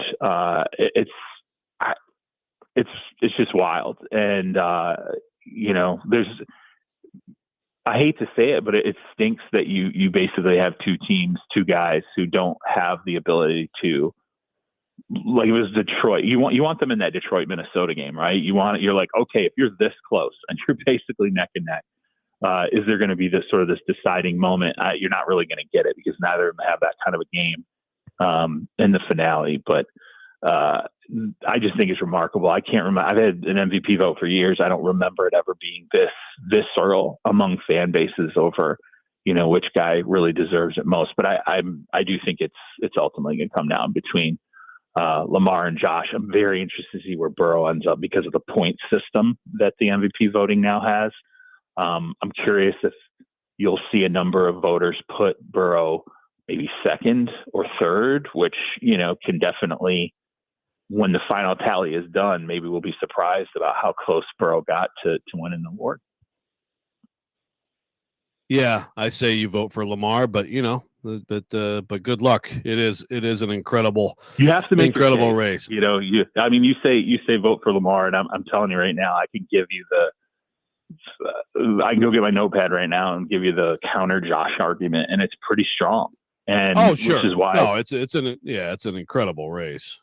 Yeah, which is why I think, you know, for me, when it's close, and it's happened a few times with Defensive Player of the Year, you know, I can remember making calls and going, okay, Nick Bosa versus Myles Garrett versus TJ Watt, you know, help me break down these guys. It's helpful when you have teams that have the players in common, but sometimes it's not helpful because sometimes you just get, you talk to like a GM and you can tell like 30 seconds into the conversation, they're totally reacting on gut and not really anything that, involved preparation or, there's no, I'm waiting for like this anecdote that really separates two players. And sometimes those guys don't really have it. I would have drafted this guy over that guy. I'm like, dude, that's like, oh, that settles it 10 then. years ago, dude. Like, yeah, let's give me something a little more recent. Well, I mean, that's the thing is both of those guys came in the league with serious questions, and it's incredible how good they are. Yeah. So you mentioned Saquon. Is he okay with that? With apparently not playing in the finale and not? I know Eric Dickerson's great with it. He's like having a party. But is Saquon okay with this? Yeah, that's a weird one. It is. His comments, what he says, where he talked about the initial sort of thought of it was that he, didn't.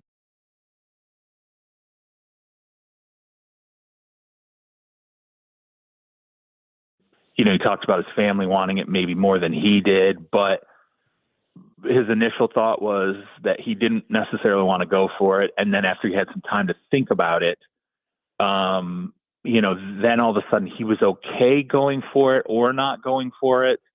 And then he made I thought to me, the thing that everybody misses is just when he said, you might not have the opportunity to do this again. I'm like, well, that's it. That's what he's saying right now. That's really what people should be honing in on. He wants to do this. He understands the historical aspect of it. The crazy thing though is, I was talking to somebody with the team and it's clear the offensive line really wants this. They really want him to go for it. They really, I think it's to them, they're like, this is this special moment. I think it's not just a crown for him. It's a crown for that line. That those are guys that could say the rest of their lives, yeah, or as long as the record lasts, I blocked for, Saquon Barkley when he was the highest rusher in league history. We saw how long Eric Dickerson held on to it. Granted, that was a 16-game schedule. This could be another record that lasts for another, who knows, 20, 30 years forever before somebody challenges again. Yeah, I mean, who knows? Well, and Charles, listen, late in that game, they put him, I mean, you could say they put him in jeopardy. The game was over, and they gave it to him over and over to get him within shouting distance. He was going to be 150, 160 yards away, and then it's like, okay, yeah, why mess with it?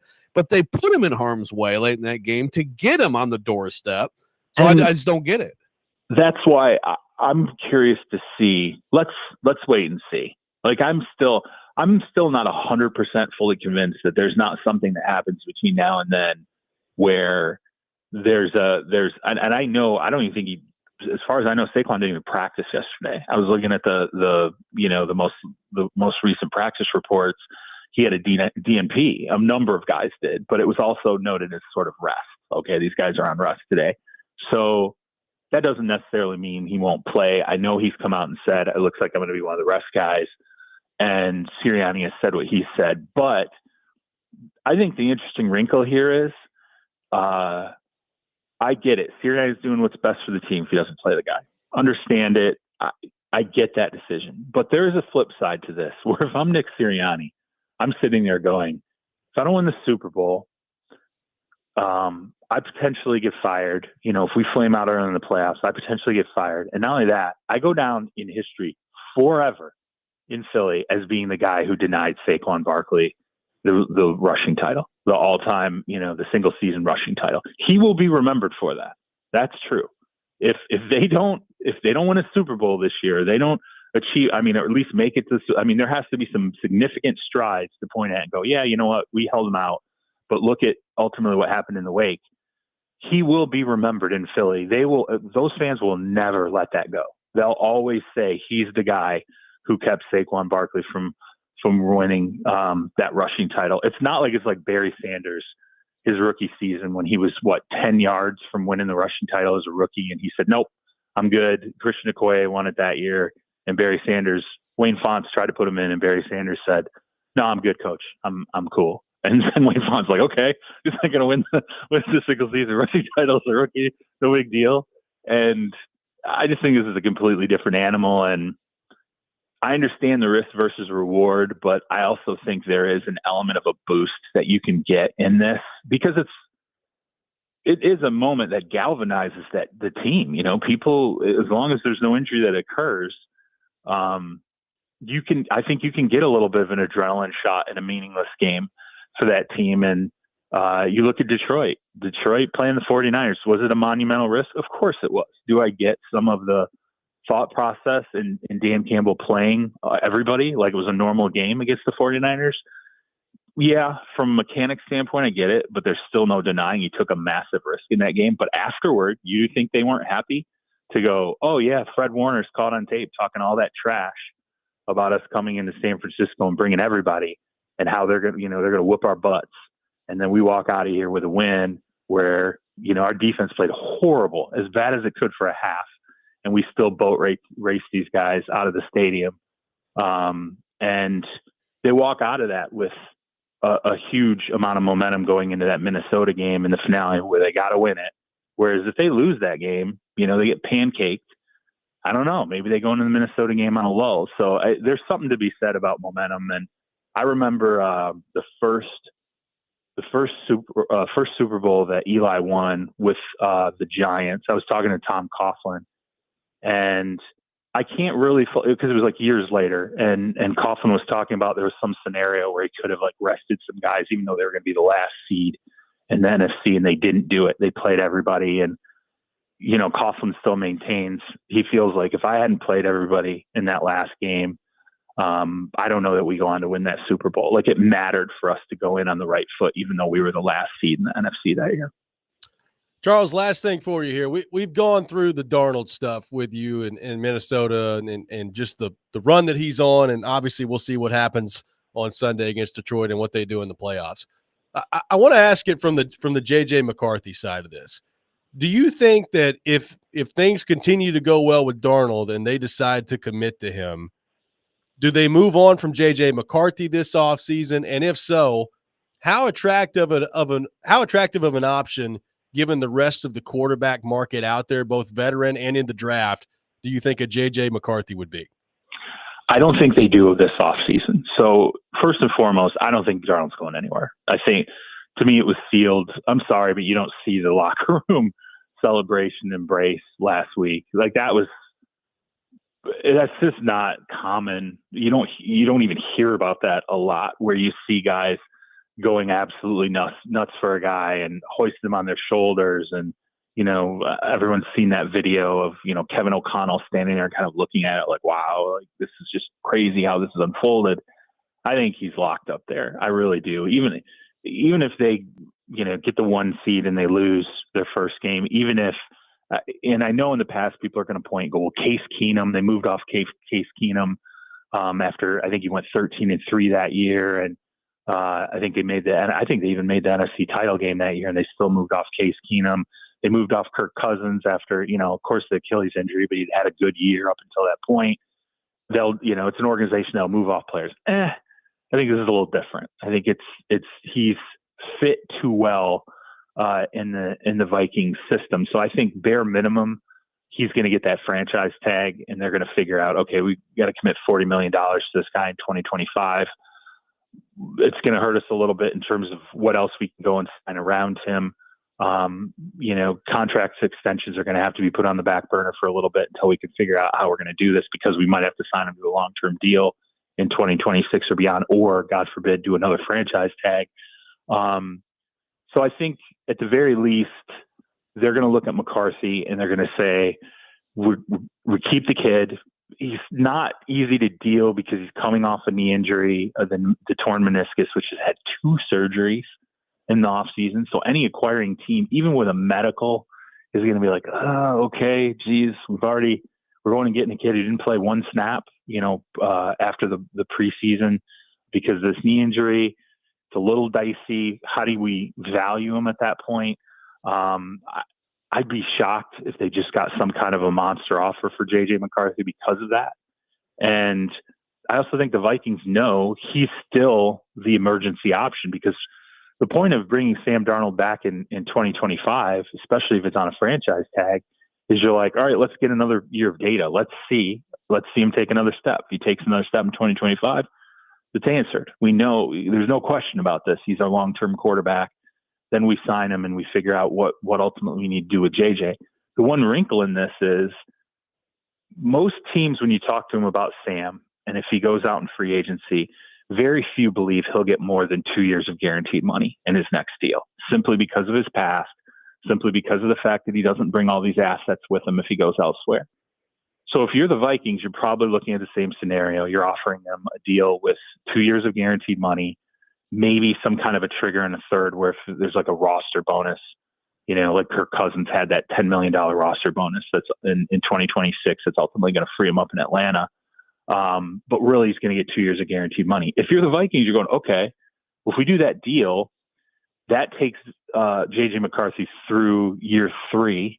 And then there's year 4. You got to make a decision on his 5th year option. Let's keep him around, develop him, and we'll know if we're going to need him in a couple of years, or we just continue to hold him each offseason and see if in mop-up duty, preseason games, maybe he plays in the season finale, maybe Sam gets hurt and he plays a couple of games.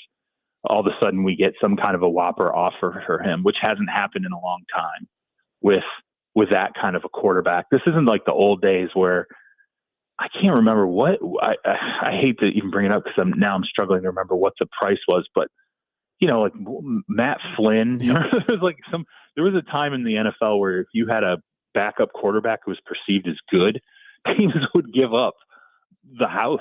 They'd give up a ton of picks for some semi-unproven backup quarterback. I don't think we're really in that era anymore without a guy really going out and showing that he can do it consistently. So I think the Vikings keep him around unless there's just an absolute unbelievable offer. And frankly, I think if that were going to exist, he went off 10th. A lot of teams passed on this guy. A lot of teams didn't move up to get this guy when they could have. And you're going to now go and do it when he's coming off of a meniscus that required 2 surgeries. I think he's locked in place there, at least for another season. I think Darnold will be back in 2025. Charles Robinson joins us every Thursday morning at 8 o'clock here on the program. Charles, awesome stuff as always, man. Appreciate you taking time to be with us, and we'll talk to you next week. Appreciate it. Thanks, guys. And by the way, the Shane Gillis, Nick Saban thing was one of the, I saw it live. It was one of the funniest things I've seen. And I'm sorry, but like if you protest that much and then days later need to continue that argument unprompted, like, yeah, okay. just sometimes it's better to not speak. Just go ahead and grumble, make a face. He called you Alabama Jones. It was pretty good. That's the greatest part of the whole thing. Just beautiful. All right, guys. Thank Take you, it Charles. easy. Charles Robinson man. with us every Thursday morning at 8 o'clock. We'll react to what Charles had to say there. Take your thoughts, 615-737-1025. Robby and Rexrode, 1025-1063, The Game.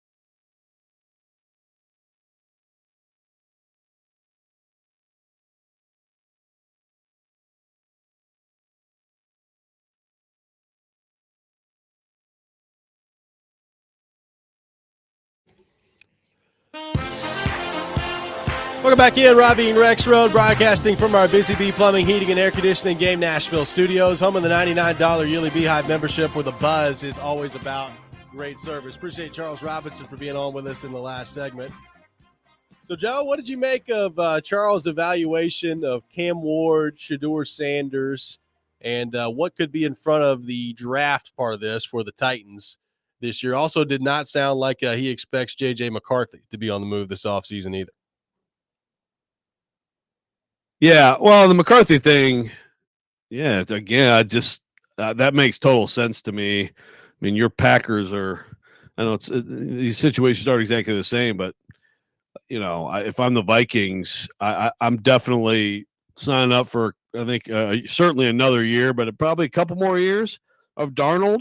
But I think you definitely keep your young quarterback around, unless, like he said, there's some ridiculous offer. And it's hard for me to buy that. I saw somebody say that over the last, well, not over the weekend, like today feels like Monday, but over the last couple of days, that they thought McCarthy would be the highest drafted quarterback in this class. And that's fine, but I think that speaks more to this class. As far as his thoughts on those guys, it's an interesting idea that like the ceiling is lower for Shedeur. I disagree with that. I think the floor is lower for Shedeur Sanders. I think the floor is lower for Cam Ward, because of the death picks and again some of the stuff that Levis gets knocked for. Certainly, I think the ceiling is higher. Very interesting, and this whole thing again on the bowl game. I mean, he's right. It's always possible that it's like after the fact, but I mean, Bruce Feldman wrote this story for us, and like he has known the Miami program since he went to school there. And it's like they actually thought he was going to play. According to Bruce's report, they thought he was just going to play in the first quarter, but then they had a 75-yard touchdown run, and so he played longer than they thought he was going to play. And him playing convinced 10 other guys who were going to opt out to play in the game. So I just like, if an NFL team at this point, when you look at all the guys who completely opt out of games, truly are going to make a decision on him based on that. There's a whole bunch of other GMs in the league that are laughing. They're like, "Yeah, you do that. We'll take the best football player." I think that's just not a big thing, but we keep coming back to. I also just don't know that either of those guys are going to end up being great players. I'd be afraid of any QB in this draft. Well, he also said that he's not convinced that many teams have them as a first round grade, much less a top 10 pick. Right. Yeah, exactly. But they'll still go 1 and 2 because that's the problem with the NFL. Need ends up dictating things too often. Let's head back to our 102.5 The Game phone line. Welcome in Adam in Portland. Adam, good morning. Thanks for calling in. I think Joe's totally right when he's like, they're going to end up winning. I just got a feeling. I've never had a season like this with the Titans. And the fact that, like, it's for 2 months now, I've been ready for the season to be over with. Y'all know how big of a football fan I am. I call you almost every single day for 4 years, man, or however long it is. Like, it's been insane how much I've hated this season. RIP 2024. Like, this has been a horrible season, man. And so, of course, they would cap it off by winning, dropping to like 6. Both quarterbacks will be gone. Travis Hunter will be gone. That pass rusher will be gone. We'll probably fall back and get some craft lineman that doesn't get developed. I'm so low on them right now. I could see how this could all get messed up like terribly bad by winning this game. Yep. Thanks for the call, Adam. I mean, the more we talk about it, Joe, the more I'm just dreading this game on Sunday, particularly if they win, because our show Monday could just be an absolute firestorm in here, which in some ways I'm excited about. In other ways, I think these people have suffered enough. Yeah, I was going to say I'm kind of here for it, but but you're right. That is a little bit mean of me. Yeah, let the people have what they want. Trying to remember. So remind me, before the Mariota draft, how did it go? Was there a game? Was there a similar situation where you better not freaking win this game and they didn't? Good Lord. I don't know. I'd have to go back and look. I mean, so that would have been 2014 season. I mean, they won. The last game they won that year was October the 12th. So then they lost the rest of them. After that, they played Jacksonville and Indianapolis. My guess is Jacksonville probably wasn't very good, so probably that game. Yeah. It's like, do not mess around now. Yeah. But at that point, they had this consistent ability to lose the game. So, I mean, this team's last win was over the Texans. Yeah. So come full circle. I really do like just the Amy Adams Strunk angle of this. Like, what do you want to happen? Like, because like using your head, of course you want your team to lose, but using your heart, you hate the Texans so much and you'd love it. But again, the Texans don't care if they lose this game. That's the thing. Like the first time you beat them, that hurt them. I mean, they're trying to get the best seed possible. There were all kinds of possibilities were there for them, Yeah. This time they don't care. And yet still, I wonder. 615-737-1025, our phone number. Final thoughts on the Titans, some more reaction to Charles Robinson coming up next, and the college football playoff, our thoughts on that heading into the Notre Dame and Georgia game later today. Robby and Rexrode, 1025, 1063, the game.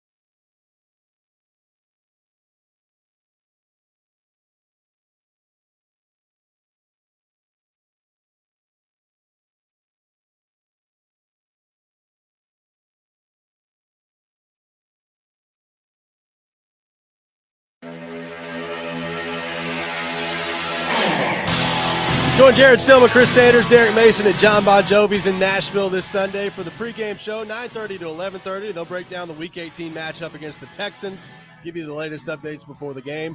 Pregame show presented by Parman Tractor and Equipment, Sundeck Nashville, Sloan's Motorcycle ATV, and award-winning Blue Note Juke Joint and Blue Note Crossroads Bourbon. The college football playoff, the final game of the quarterfinals will be this afternoon. Obviously, a horrific attack in New Orleans, postponing the game yesterday at the Sugar Bowl. They'll play today at 3 o'clock, which we will have here on 102.5, 106.3, the game. Joe, it's interesting to this point. The three teams that have gotten the bye to this point all have been eliminated. Now, it's a different circumstance. Oregon, the number one seed, deserving of the number one seed, was undefeated, ran through the Big Ten all year long, and they got smoked by Ohio State that just looks like they're an absolute buzzsaw right now. So I said it at the time when the bracket came out, congratulations, Oregon, for your season. Your reward is Ohio State or Tennessee, and it ended up being Ohio State, which might be the best team, most talented team in the nation. We'll see what happens with Georgia and Notre Dame tonight. But if Notre Dame wins, that's going to be all four teams that get the bye having lost in their first game. What do you make of that? Yeah, for sure. I mean, I think one thing about the whole thing is again, two changes, one of which can and must happen next year, which is, seeding the field and not doing the auto bye for the top four conference champs. I think that clearly needs to happen. And then one that won't happen next year because it's already in the contract, but I think screwed over Oregon already. I mean, is not having home games for the quarterfinals. Oregon should have had that game. I understand they got a bye, but they should have had that game on their home field. The top four seeds should have their games on their home fields in the quarterfinals. And look, the way Ohio State's playing, it may not have mattered, but the number one seed, the combo of the way the bracket fell, and again, year after year, it'll be different, but this year it did fall that way, where Ohio State screws around, loses to Michigan, ends up getting the 8. And we all know now, especially, that's just not at all what they are. And so they've awakened, and now they're killing everybody. But Oregon should have had a freaking home game. And so after next year was the first year it's possible. They've verbally agreed to continue with this. I hope that they come to their senses and fix that, because then you go semifinals or in the bowls and the title game, and I think that's fine. But look, Texas, Arizona State, thank goodness we had that game. That was an amazing game, like an all-time crazy game. And it's still hard to believe. It looked like Texas was toast. Yeah. No pun intended. And do love Texas toast. And, yes. And I tell you, Quinn Ewers, who's going to go down as like unless he wins it all, like Texas fans are like, he's just they just want Arch in, right now. But man, give him credit for that throw on 4th and 13. You want to hear a bold prediction? Quinn Ewers will be the quarterback of the Alabama Crimson Tide next year. You heard it here first. Okay. I'm here for it. I think that's something that's very possible. He claimed that someone threw out $6 million. I saw that over the weekend. I don't know if that's like totally accurate or not, but I did see that circulating around, which would just be amazing. Who the heck is paying $6 million to Quinn Ewers? I don't know. Again, I mean, don't know. Yeah, he's a good player. He's a good quarterback. He's not great. He's not. If he was great, he'd be going in, and we'll see what he does. But I like that. I think Bama with a different quarterback is a very, very real possibility. Hey, real quick, some of the text on earlier said you guys never talk about Kyle McCord. He's the clear best quarterback out there. I don't know about that. I mean, I watched Kyle McCord throw like 5 picks against Pittsburgh. He is very good, but Ohio State moved on for him, right, for a reason. Which at this point, the way Will Howard is playing now I get. I did question that at times this year. So we know it's going to be Texas and Ohio State, which is going to be a really interesting matchup. And as Mike Hearn had pointed out, they also open the season against each other next year. So the next 2 games for one of these teams will be against the other, which is interesting to think about. And then there's Penn State taking on the winner of Notre Dame, Georgia later. Penn State's interesting, Joe, because look, they're obviously extremely talented. Drew Aller made some throws in that game the other day that were ridiculous. I still don't know exactly how good they are because of this stupid path that they've had with SMU and Boise State. Yeah, that's fair. And SMU really did way better against them than the final score. They just gave them the ball over and over. They do have – I like their backs a lot. Aller at times looks like a guy who could go high in a draft. He has said he's coming back next year. I know some people are like, dude, are you sure?